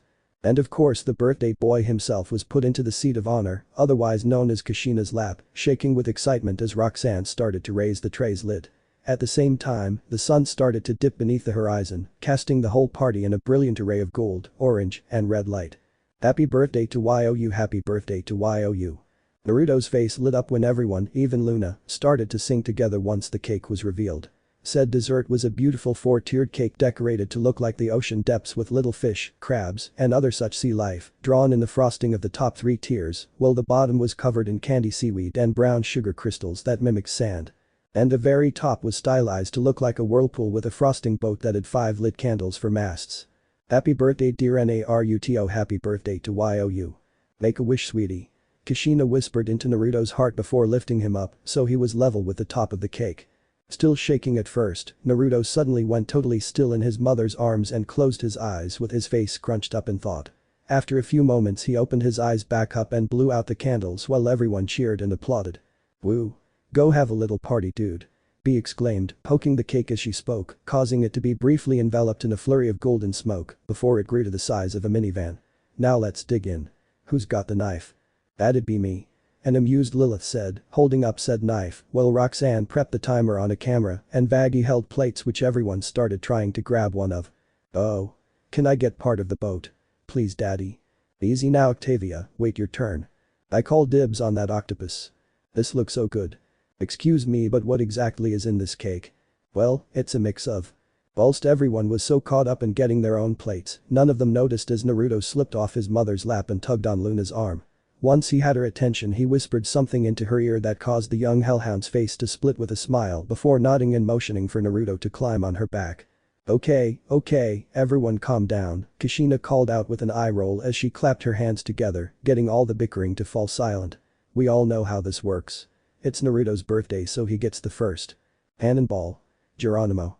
Naruto and Luna declared at the same time as the latter jumped as high as she could into the air and landed right in the middle of the whirlpool of the birthday cake with a loud splat, sending frosting and sweets flying everywhere. Hut. The red-deeded hellfox finished lamely, a dull look on her face as half a frosting clownfish slowly dripped off her head. Sighing, she and everyone else turned to look at her children who were laughing while throwing bits of cake at each other. They both froze though once they felt her gaze and ducked into the frosting till only the top of their heads were visible. Whose idea was that? Naruto's hand slowly rose up. Why? It was my birthday wish. He mumbled softly, earning a few laughs, mostly from B and Charlie. Well then, I guess there's only one thing to do in that case. Scooping up the goopy fish on her head, Kushina stared at the two mischief makers with a dead serious expression. SPL splat ga. Wah. And promptly hit them both right in the face with handfuls of frosting, blinding them. Reacting the fastest, Luna quickly wiped the sugary goo off her face, only to quickly look up upon noticing a shadow descending upon her. Flash.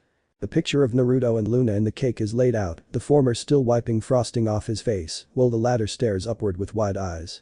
The cause of this would be due to Kushina, B, Lilith, Charlie, and Octavia, who were all poised in various diving forms as they fell towards the giant cake.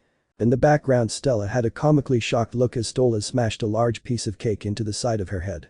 Meanwhile, Roxanne and Baggy were just standing off to the side, the former covered in so much cake only her eyes and tail were visible, while the latter just had a few bits of frosting in her hair as she ate a piece of cake with a look that just screamed here we go again.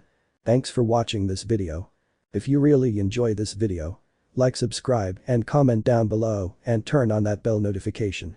Don't forget to support and follow the curious KITSUNE 654 for writing that awesome fanfic, and also make sure to comment on this story link in the description. See you in the next video. Goodbye.